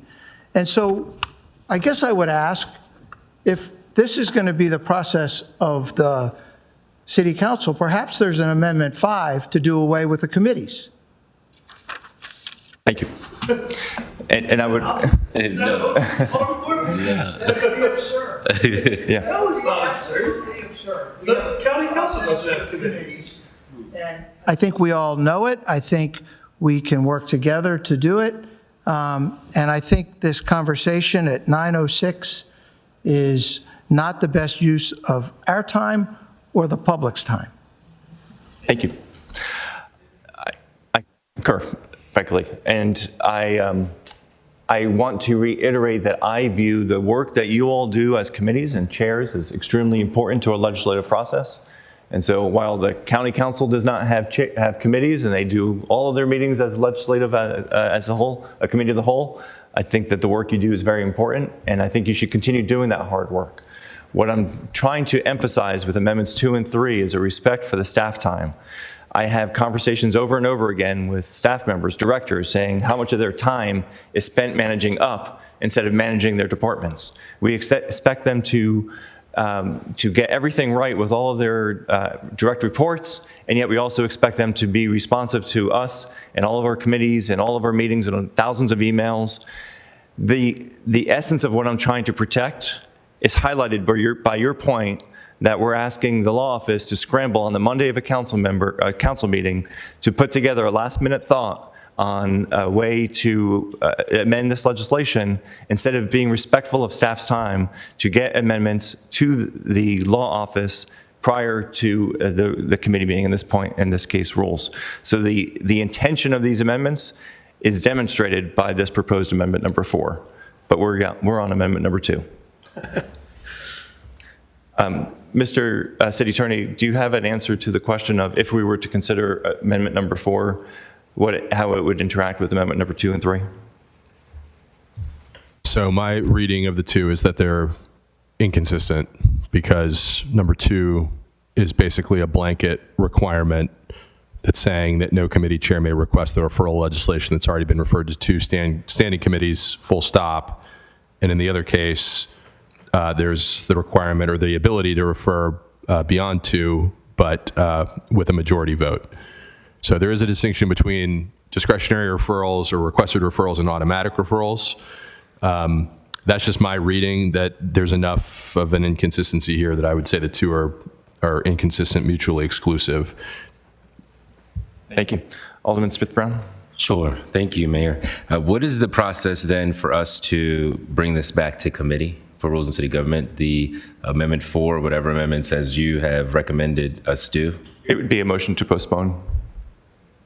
Okay, which would allow for us to put back on our agenda legislation, the amendments that have been put forth. I do think, based off what I'm seeing here, that if we are to go with Amendment 4, that it could be adjusting Amendment 2 to kind of merge. I'm seeing here how we could merge those 2, but I would give respect to myself and our committee members to have the opportunity to dive into that. So first off, we still have Amendment 2 on the floor. Are we just going to rescind that motion and move to We could postpone table it this? so we could, Table it, without yeah. addressing up or down vote on Amendment 2, and then if there's once we resolve that motion, we could have a motion to postpone, which is, again, I indicated I thought was the logical process. It wasn't received. Point of order. I think there is, first of all, I'm on board with what you want to do on this. But I do think there's a distinction between a postponement and a motion to recommit. And it sounded to me like Alderman Smith-Brown was asking specifically to send it back to the Rules Committee, which would be a motion to recommit. And we could, if we postponed it, he would have the discretion to add it back to his committee's agenda. But if he wants us to vote right now to send it back to Rules and City Government, not right now, after we deal with Amendment 2, we would want a motion to recommit. Thank you. I haven't heard that phrase. City Clerk, is that correct?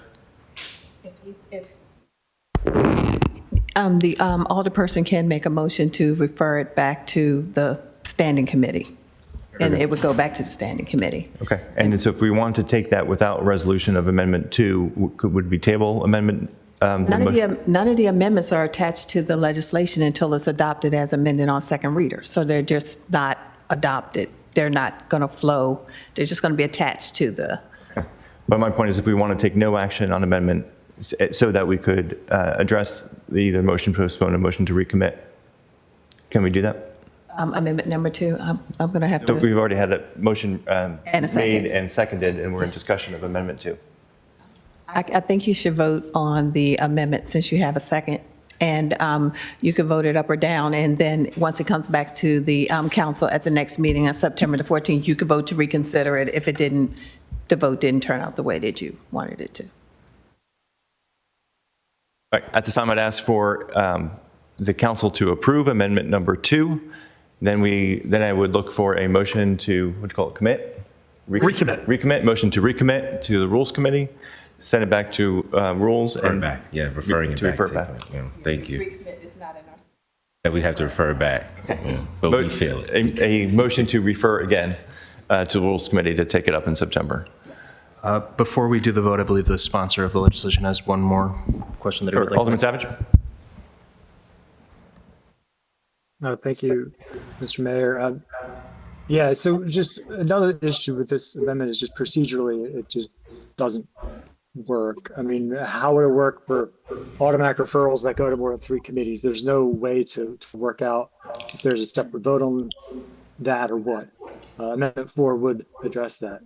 The other thing, it's just absurd to be with our colleague from Ward 8 as far as raising concerns about floor amendments. I mean, that's how floor amendments work. There's negotiation to the last minute oftentimes.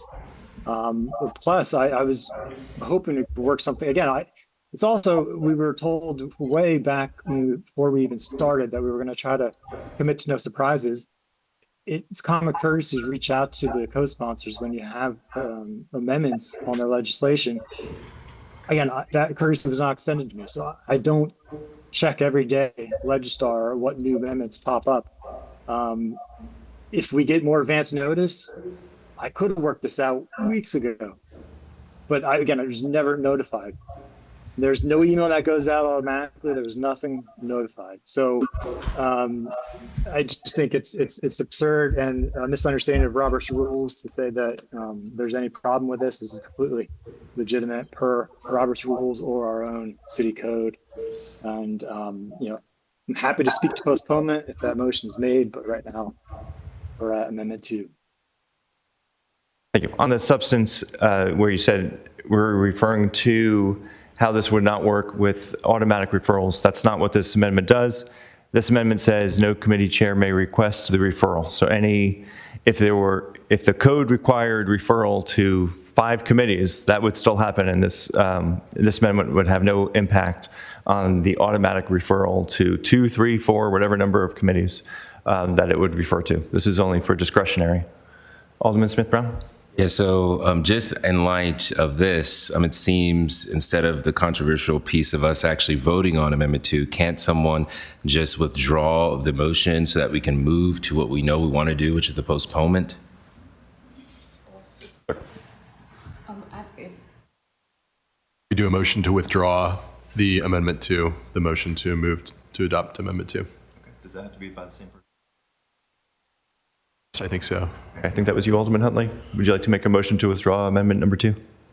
I guess, if don't have that's to. faster. I mean, it seems like we should just vote. Let's just vote. All right, I'm for it. All those in favor of amendment number 2, please say aye. Aye. Any opposed, please say no. No. Okay, the motion carries. Is there Roll call, please. Roll call. Okay, roll call. Mayor Littman, Yes. Alderwoman Conti, No. Alderman Savage, No. Alderman Thorpe, Yes. Alderman Huntley, Preface by saying I like 4 better, but I like 2 also, so I'm voting yes. Alderwoman O'Neill, Nay.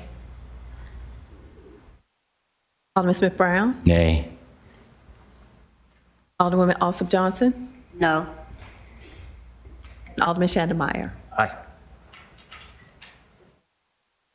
Motion's defeated. Is there another motion on that anyone would like to make? I'd like to move to recommit. Refer back. No, the Robert's rules is to recommit. You can say that, but in code. All right, then somebody else can make it. Okay, nobody else is welcome to make the motion. I'm telling I you, move it's in to Robert's rules. refer. I move to refer this back to our Rules and City Government Committee. Does that have to be with the postponement as well, Attorney? It's a motion to recommit. We're just using the common terms. That's it. So yeah, we're moving to refer this back to committee. Legislation 0926. Effect of taking it off of tonight's agenda, closing discussion for tonight and sending it back to rules to come back in September, correct? Well, I think there is a question about how long you would have it in the committee, because if you refer it back to the committee, I think it's not clear exactly the period of time you're talking about. I mean, in general, you're giving them jurisdiction. Originally, they had jurisdiction for 90 days. I think you could put a constraint on that if that was desired, or I'm confident that they will move efficiently, so it may not be necessary to address. I don't think we need to address it. I think the 90 is fine, and we'll do our best to make this more expedient. Second. Second. All those in favor of say aye. Aye. Any opposed? No. The motion carries, and 0926 is referred to the Rules Committee. Mr. Thorpe, Alderman Thorpe, excuse me. Please. I think we need to look at our processes. Alderman Savage points out that he didn't have time on legislation that he was a sponsor for. The Rules Committee had this back in June. Somewhere there was a drop there that we probably ought to look at our processes. And I would agree that Robert's Rules does allow for floor amendments. But in addition to my point about nobody out there has the floor amendment, nobody out there has the floor amendment, look at what we just created. I'm reminded when I sat out in the audience last year and watched, and people would ask after a vote, wait a minute, did we just vote on the amendment or the amendment to the amendment? And I don't think we want to forbid floor amendments, but we should do whatever we can, whether by policy or by practice or both, to not have this situation where we're asking the city attorney to read something on a Monday and work through this. I mean, I don't want to use the term, but kangaroo court comes to mind.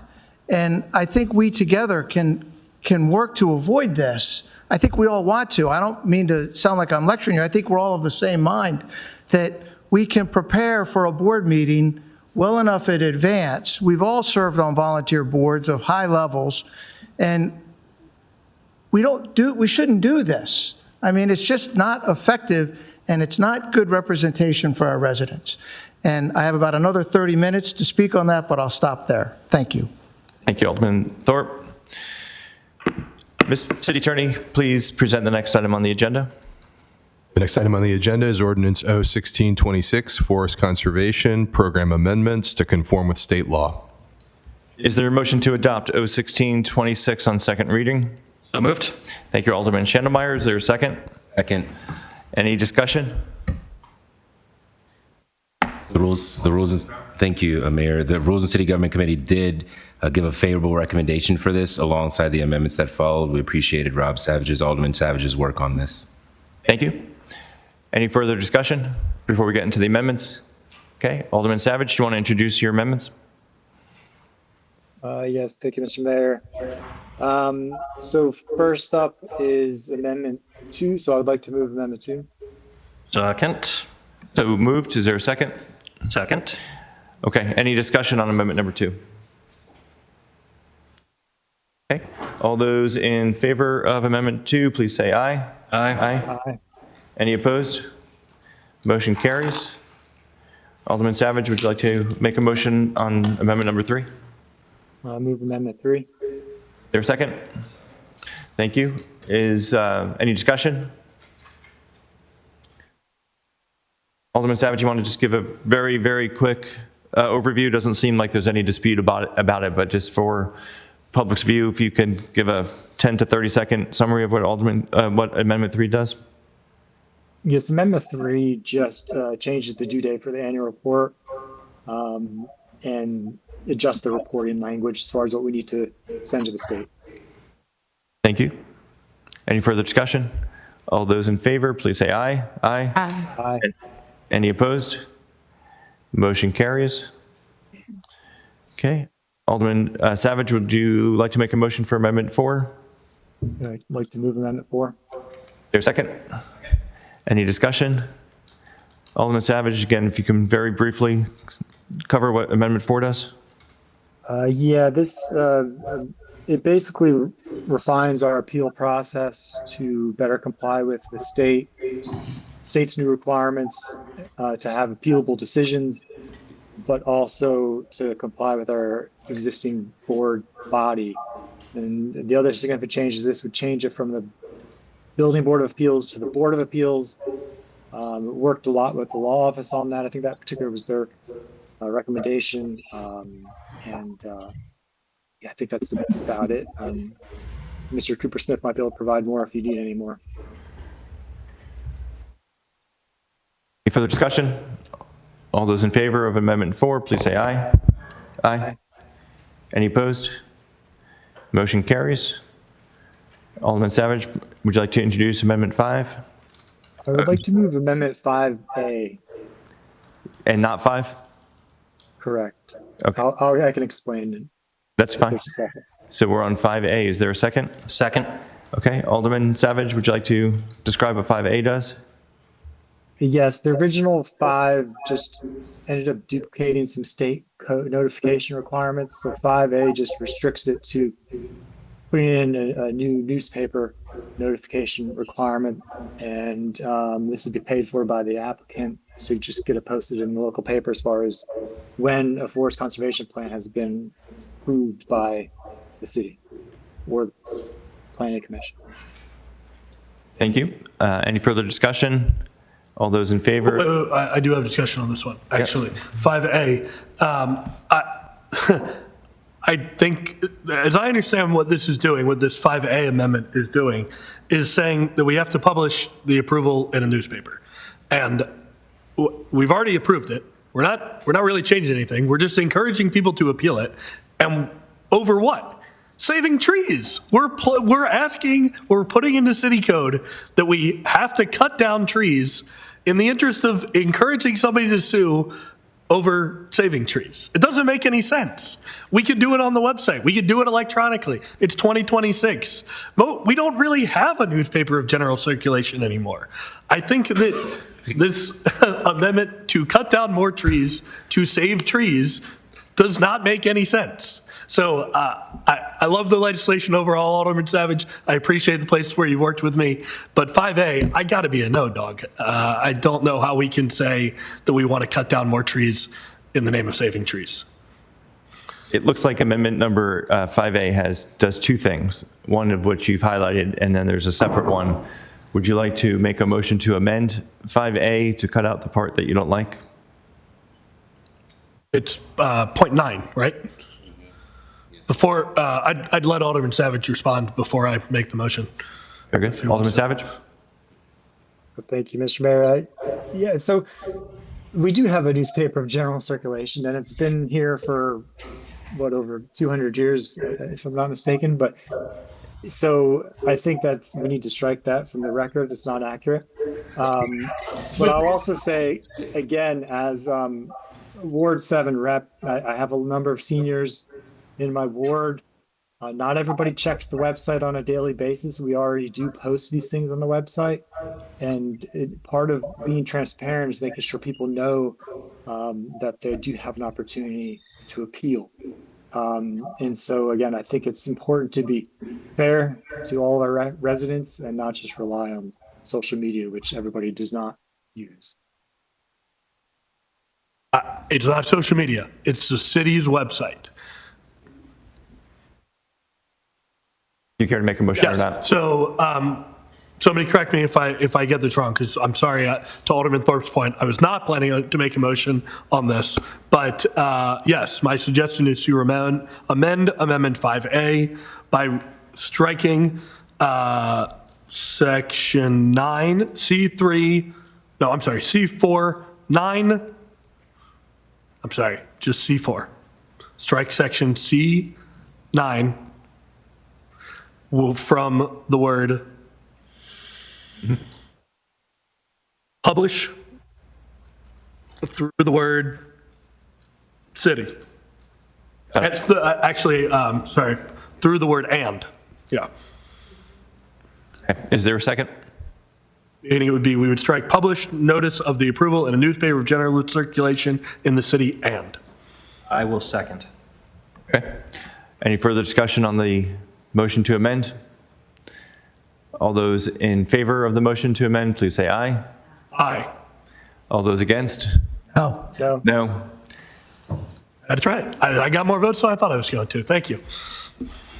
Okay. Any further discussion on 5A? All those in favor of Amendment 5A, please say aye. Aye. Aye. Any opposed? Any opposed? Okay. Oh, no, I voted for it. I Okay. lost the democratic process. It's fair. Just making sure. Thank you. Thank you. Motion carries. Alderman Savage, would you like to introduce the next amendment? I would like to move Amendment 6. Second. Thank you. Alderman Savage, can you briefly say what 6 does? Yes. So 6 basically ensures that. So again, the issue we had was the state law took effect July 1st.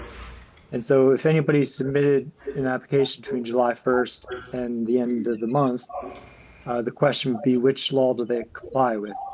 The city law or the state law? It seems like it would be the state law, at least that's the direction we got, our city forester got from DNR. So the problem is our law is very different. And so to prevent any kind of ambiguity on which law applies, this would basically say, if somebody clarifies that, if anybody submits an application after July 1st of this year, that they comply with the new law, which hopefully will pass tonight. So this would allow any other projects in the pipeline that are already well under review, even if they don't have their approval yet for forest conservation, they will comply with their forest conservation at the time of submission, unless they submitted July 1st. Thank you. Any further discussion? Alderman Schneidermeyer? Thank you, Mr. Mayor. This amendment will add a lot more certainty to the building process, and it is a great amendment. All those in favor of amendment number 6, please say aye. Aye. Any opposed? Motion carries. Alderman Savage, would you like to introduce the next motion? I'd like to move Amendment 7. Is there a second? Second. Thank you. Alderman Savage, very briefly summarize, please. This just is a technical correction that came up in one of the committees. We just need to strike other references to Building Board of Appeals now that Amendment 4 passed. Okay. Any further discussion? All those in favor of amendment number 7, please say aye. Aye. Any opposed? Motion carries. Alderman Savage, please introduce the next motion. So, Mr. Mayor, I have a question on this because I guess I'll make the motion. I don't support it, but I want to make the motion for discussion if that's okay. So you want to make a motion for an amendment you don't support? Well, I don't want to, but I at least wanted to explain why I think we should not move forward with this. They came from the planning commission, so I'm just trying to give them. First make the motion if that's what you're doing. I'll move Amendment 8. Is there a second? No one has to say yes. All right, there's not a second. Alderman Savage, please move on to the next amendment. I will move Amendment 10. Second. Okay, Alderman Savage, can you briefly summarize? Let's see, existing code has a stay so that during the appeal window, the forest cannot be cleared. There's an appeal pending. And so this just would adjust that to say, shorten that window to only 10 days. So if there is no intent to appeal filed within 10 days, a developer, builder can proceed with work on their permit. Thank you. Alderman Huntley. Yeah, I just want to speak in favor of this amendment. It was something that I brought up, that 30 days is, that can bring significant carrying costs. And we want to give people the opportunity to appeal where the things are legitimate, but we also know that it's easy to use these run out the clock tactics to make good projects not profitable. So I really appreciate Alderman Savage coming up with this solution. All credit to him on this, that says you have 10, and I did think we're going to cut that down to 7, but it says 10. You have 10 days to say you're going to appeal, and then you have the full 30 days to actually appeal and put together your appeal. So were someone to not file anything in 10 days, then people can move ahead with the project and hopefully not have to wait that full 30 days and just be able to not have to wait on that additional time and money. Is it clear in the legislation whether the 10 days refers to calendar days or business days? I believe the well, Alderman Savage, you drafted this. You want to answer that? Well, actually, I'd rather city attorney comment on it. Well, it does just say 10 days. I don't see 10 business days stated in here, but if Alderman Savage recalls something different, but I don't see business days. I just see 10 days. Is there a default in the code if it doesn't say what it is? I'm not aware of one. My understanding is if you just say the number of days, it would just simply be the number of days. Yeah. Alderman Savage? Yeah, I don't have really any other answer to that one. Although I do think it depends on how it's specifically worded. If it's business days or not, I'm fine with either. But I also did want to say I would support a friendly amendment to make it 7. That was my intent. We just had multiple versions because this also was kind of done late in the game as we were trying to iron out some other concerns that came out of committee. Alderman Huntley, do you want to make a motion? So real quick, can I just move that we change the word 10 in here to 7? That was something we had discussed and it just didn't quite end up correct in this version. So that's my motion. Is there a second? Second. Sorry, that's your line, Mr. Mayor. All those in favor, any discussion first? Mayor? Alderman Thorpe. Again, I just want to remind people, the public have no input on that. So just for clarification on this, are we saying that if someone is moving forward with a development or project and they have not received an appeal now in less than 30 days, it'll be only a week, they can move forward with the project? How I interpret it is they have 7 days to say they're going to file an appeal, and they still have 30 days to actually file the appeal. So if they don't provide notice within the 7 days, yes, the original applicant can move forward. Now, was there any data or anything that goes to show how soon are appeals usually filed? It varies quite a bit. I mean, somebody who's really been focusing on something might file a quick appeal, but probably more often than not, it comes in late at the very end when somebody's finally realizes, all right, the 30 days are almost up. I better get this thing filed. I think you're also reinforcing Alderman Thorpe's point. Yeah, yeah, let's get to the vote then, because I'm not. When I hear that a project can be expedited without allowing, as we all know, humans and people, we need time to do that. We procrastinate. I mean, this is the reality of life. We have a lot going on, and so not to say that we don't want the development to take place, but it just sounds like we are allowing for that to take place if we cut these days down. And I just wanted a clarification on that.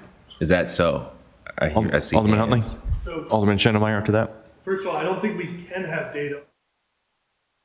This is a new state law. So for this particular process, it would not be possible to say, here's how it's been going for this thing, because the thing is new.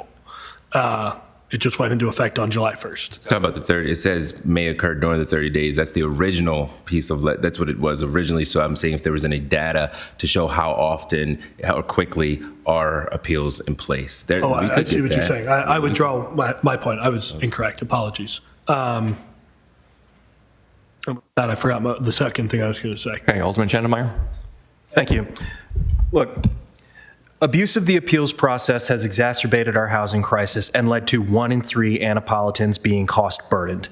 The more that we can do to make building homes more predictable, more sustainable, which this amendment will do, the more we can take a bite out of our housing crisis. For my colleagues who campaigned on addressing our housing affordability problems, I strongly urge you to support this amendment. Will this be the silver bullet? No. Will this be one of the many steps that we need to take to address it? Yes. Any further discussion? All those in favor, Alderman Savage. Thank you. Yeah, just to say, my colleague from Ward 3 does have me reconsidering, but because I know this has been a touchy point with the public, and actually to Ward 8's comments, I think they would care. I think the public cares a lot more about this than they do about how we handle our committee processes. So I do think this was a relatively late amendment. I don't think it didn't go through committee. It was just kind of a compromise was trying to work. So that said, I do have second thoughts. To Amendment 10. Aye. Correct. All those against say no. No. Nay. No. I believe the motion does not pass. But we're still at 10 days instead of 7. Yes. Okay. Yep. So we have the underlying Amendment 10. Any further discussion? All those in favor of Amendment 10, please say aye. Aye. Any opposed? Motion carries. Alderman Savage, do you want to move Amendment 11? Yes, I move Amendment 11. Is there a second? Any discussion? Alderman Savage, briefly summarize Amendment 11, please. Okay, Amendment 11. Okay, so this language came from the law office. It's just trying to provide clarity that small residential properties, there is an exemption for small residential properties, but we're just clarifying that does not apply to planned developments. That's the intention of the state code as well as our code, but there was some confusion based on how it's worded. And that kind of came out of some of the Planning Commission comments on this legislation. Okay. Any further discussion? Okay. All those in favor of Amendment 11, please say aye. Aye. Aye. Any opposed, say no. Motion carries. Okay. Let me get back to where we are. Is there a motion to, sorry. Is there a motion to adopt O1626 as amended on second reader? So moved. Thank you, Alderman Schneidermeyer. Is there a second? Second. Any further discussion? Okay. All those in favor, please say aye. Aye. Any opposed, say no. Is there a motion to adopt O1626 on third reader? Aye. Thank you, Alderman Huntley. Moved. Is there a second? Madam City Clerk, please call the roll. Yes, sir. Aye. Alderwoman Conti. Alderman Savage. Aye. Alderman Thorpe. Alderman Huntley. Alderwoman O'Neill. Aye. Alderman Smith Brown. Aye. Alderwoman Alsop Johnson. Aye. And Alderman Chandelmeyer. Aye. Mr. City Attorney, please call the next item on the agenda. The next item on the Mayor? agenda, Alderman Savage, do you have a point of order? I just wanted to thank the law office for all their hard work on 016. Thank you. So thank you. Sorry, you were saying? the next item on the agenda is Resolution R2926, update of fiscal year 2027 city fees. Thank you. Is there a motion to adopt R2926 on second reading? So moved. Thank you, Alderman Chandelmeyer. Is there a second? Second. Was that a second? Okay, thank you. Any discussion? I will add that because I know there was some thought about timing, the amount of revenue difference between passing this tonight and passing this in our next, through the September process would be $62,000. Oh, I'm glad we had that special committee meeting. So I have amendment number one. If I could ask someone to introduce amendment number one to R2926, please. So moved. Thank you, Alderman Chandelmeyer. Is there a second? Second. Second.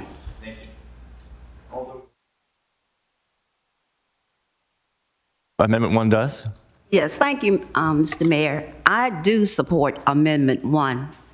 I work with you, my fellow council members, and the Director of Transportation, Marcus Moore, to ensure that Sunday parking fees at the Larkin lot are lower for the churchgoers. And when we pass this resolution, if you enter the Larkin lot after 6 a.m. and exit before 3 p.m. on a Sunday morning, there is no charge. And I just want to thank you all on the behalf of our churchgoers for having extra time on Sundays. Thank you very much. Thank you very Alderwoman. much for passing it. Thank you. Any further discussion? So for clarity, so are we saying we are? This is amendment one to R2926, which does a few things, but primarily, or at least including, clarifying that there's no fee for parking in the Larkin lot on Sundays between 6 a.m. and 3 p.m. It also aims to clarify the parking fees by stating section 1224.020 of the city code pertains to on-street parking, while the fees for parking garages and parking lots are in a separate fee schedule. Mr. City Attorney, we also got some advice from a resident earlier tonight that we needed to make a change. Was there anything that you saw we need to do tonight? In R2926 on page 2, line 3, which is the first comment that the gentleman made, he is correct about the reference there, that the reference, which currently reads per the city charter article 6, section 2BE7, that should actually read section 2BD8. Okay. Now that I know what it is, let's get to, let's vote on amendment number one, and then we'll take this up as amendment number two, if that's okay? Okay. All those in favor of amendment number one, which is supporting Alderwoman Alsop Johnson's first amendment, we're going to hopefully support. All at this time say aye. Aye. Any opposed? Okay, thank you. The motion carries. I would ask for a motion to be defined by our city attorney and then ask for one of you to move to do what he's suggesting.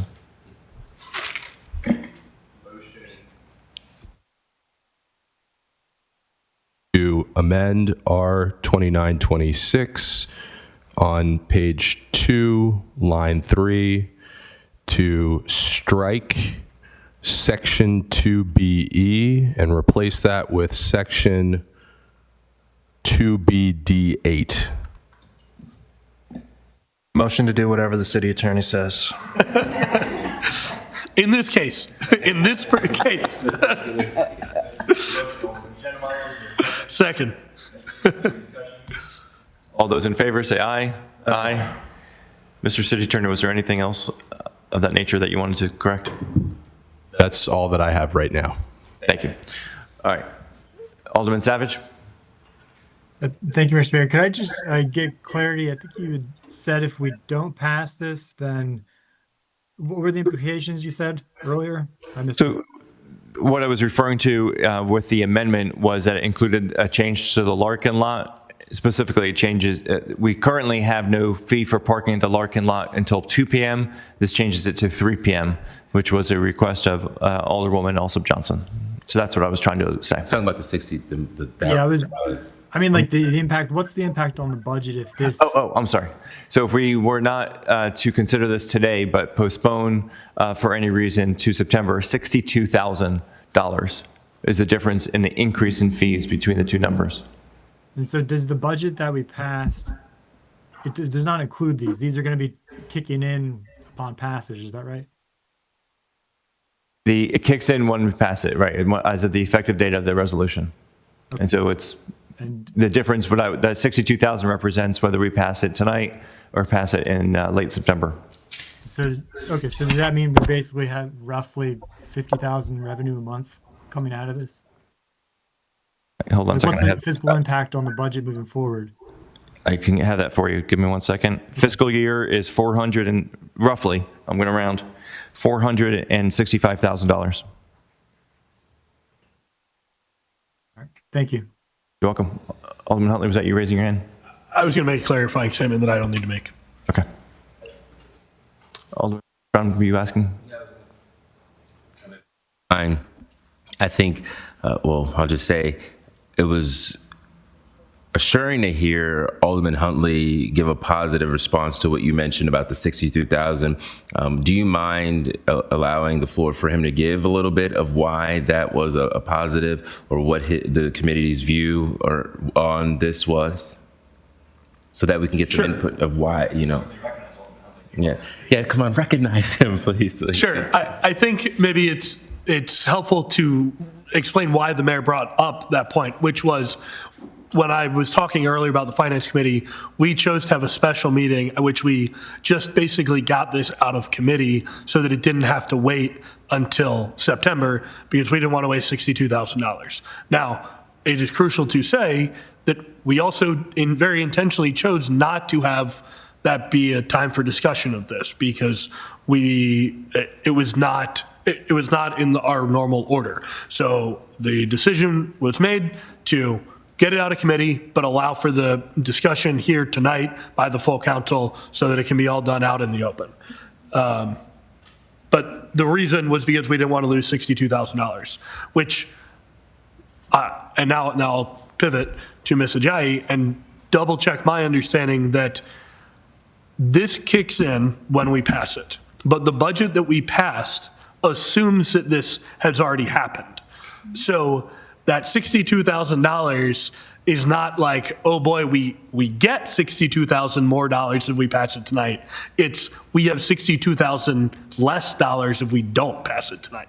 Thank you for the clarification. That is a difference. And I'm seeing nodding heads, so your recitation seems accurate. Thank you for that. So for the mayor. Thank you. I know he's been asking a lot today. It was a joke for the confusion, because I know he's been asking a lot tonight, Alderman Savage.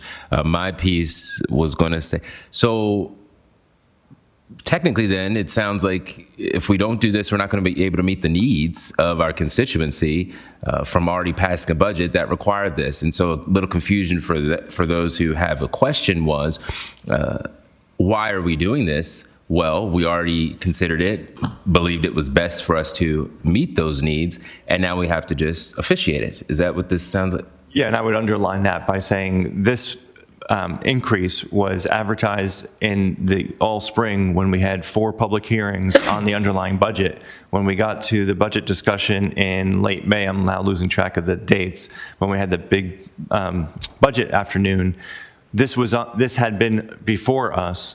And we very specifically didn't want to have the resolution on the concessionaire district and garage because we wanted to be absolutely certain that the concessionaire increase, approved of the increase. And so it was up for public hearing multiple times back in the spring when we were considering the budget.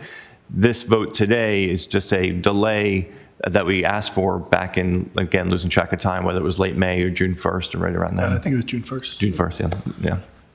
So just There's wanted been a lot going on in social media, and then the persons that came and spoke about this for their business and their employees. And so I'm just want to make sure we're doing this in the best interest. And it seems like we kind of have to do this because I'm not willing to go to Ward 3 and say all these projects and amendments we passed that we're not going to be able to see them through. So it seems like we have to. And that's a give and take, especially for a city where we run off of taxes. So, and just to be clear, the garage fee increase is what I was referring to that we had before us, multiple public hearings for the final vote. The other technical corrections in this are just that. There was a mooring fee change, and that is just, mea culpa of finance department struggling with all the turnover, getting that late audit done in March, trying to get the budget done. It was just some small details that were missed, and we're correcting it in a very public manner. I don't think those mooring fees were what were subject to concern about the public nature of it. Okay. Discussion? I just want to say thank you to the mayor for being so responsive when I suggested taking this out originally. I know it makes, I appreciate it. That's all I'll say. Thank you. Thank you. You're quite welcome. Okay. We have the motion. It's been seconded. All those in favor of R2926, please say aye. Aye. Do I need a motion for it? I need to move, excuse me. I forgot to ask for a motion to adopt R2926 as amended on second reader. My apologies. Do I have a motion? So moved. Thank you, Alderman Schandemeyer. Is there a second? Second. Okay. Any further discussion? Okay. All those in favor, say aye. Aye. Any opposed? Okay, and one opposed. Motion carries. Madam City Clerk, please call the roll. Yes, sir. Mayor Lippman. Aye. Alderwoman Conti. Alderman Savage. Aye. Alderman Thorpe. Aye. Alderman Huntley. Alderwoman O'Neill. Aye. Okay. Alderman Smith Brown. Abstain. Alderwoman Alsop Johnson. Yes. And Alderman Schandemeyer. Thank you. Okay. Okay. Motion carries. Mr. City Attorney, please present the next item on the agenda. The agenda is completed. Okay. Anything else for the good of the order? Alderman Smith Brown? Let's see here. So I did want to give appreciation to Corporal Smichael and Captain Thacker, our city staff, Adetola, Tiana, Rosio, and other team members, and our interns who joined us today at Town Courts Apartments in Ward 3 with their staff, Donna Allen, and the Vice President of their Community Association. There was a video that many may have seen that recorded along that pathway leading from Town Courts up to West Street of the dangers of the unhoused population, as well as pollution, heavily polluted, and a lack of lighting and cameras. And so we worked today to find resolve, and we really are appreciative of our Annapolis Police Department, who assured us, alongside the support of our council, that we will look deeper into prioritizing lighting for that area where a rape did take place years ago. We have cameras with the partnership of the Town Courts Apartments with finding ways to connect to the electricity lines. That's all the detail and minutiae and things. As well as we're going to be organizing, Adetola is going to be organizing with us a pollution cleanup, so a cleanup day over there sometime soon, which will be done in phases. So I just want to give a shout out to our team who, although people don't see on the front hand always, there's definitely work to be done, and it's being done behind the scenes many days. So just want to appreciate our city staff. Thank you. Anyone else for good of the order? Alderwoman O'Neill?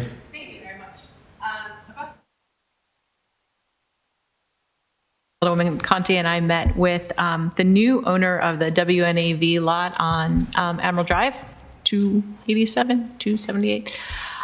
I always forget the address. We're just going to call it WNAV. We happened to have a conversation and talk about the development that is being planned there. I know that they were before the Planning Commission about 2 weeks ago, just to see if it was a viable project. We are going to have, Alderman Smith Brown and I are co-hosting an event on September 2nd at the library at 6 p.m., where the developer will come and give a presentation on what they're planning. It's 48 houses, 48 units, I'll say, 7 houses. The rest are townhouses, attached, correct. They have 2-car garages. Every unit has 2-car garages and 2 spaces in their driveway. So there is plenty of parking for residents. And anybody is welcome to attend. It's being advertised to those that live around that area in both Ward 2 and Ward 3. But anybody can come and attend. They're just in their beginning processes of going through the process to find out if they can actually develop the way they want to. So it's an open public meeting, and I think it's a good thing. It's not the 7 acres of park that I really wanted, but in the interest of bringing more housing, it is bringing more housing. Anyone else for the good order? Alderman Thorpe. Thank you, Mr. Mayor. And consistent with some kudos, I would like to commend the Maritime Advisory Board and CRAB. CRAB hosted a tour for the Maritime Advisory Board and demonstrated that they have a lift for people who are physically unable to get onto a boat. And the Maritime Advisory Board asked Bo Bollinger, would you be willing to share that with us, with anybody visiting Annapolis or wanting to use a boat in Annapolis? And Bo didn't blink. He said, absolutely. And then within a week, the Maritime Advisory Board, Bo, and the Harbor Master worked together. It is now on our website that if you are handicapped and want to get onto a boat in Annapolis, you have the ability to do that at CRAB's facility. And I just talk about Annapolis Works. That is really wonderful work.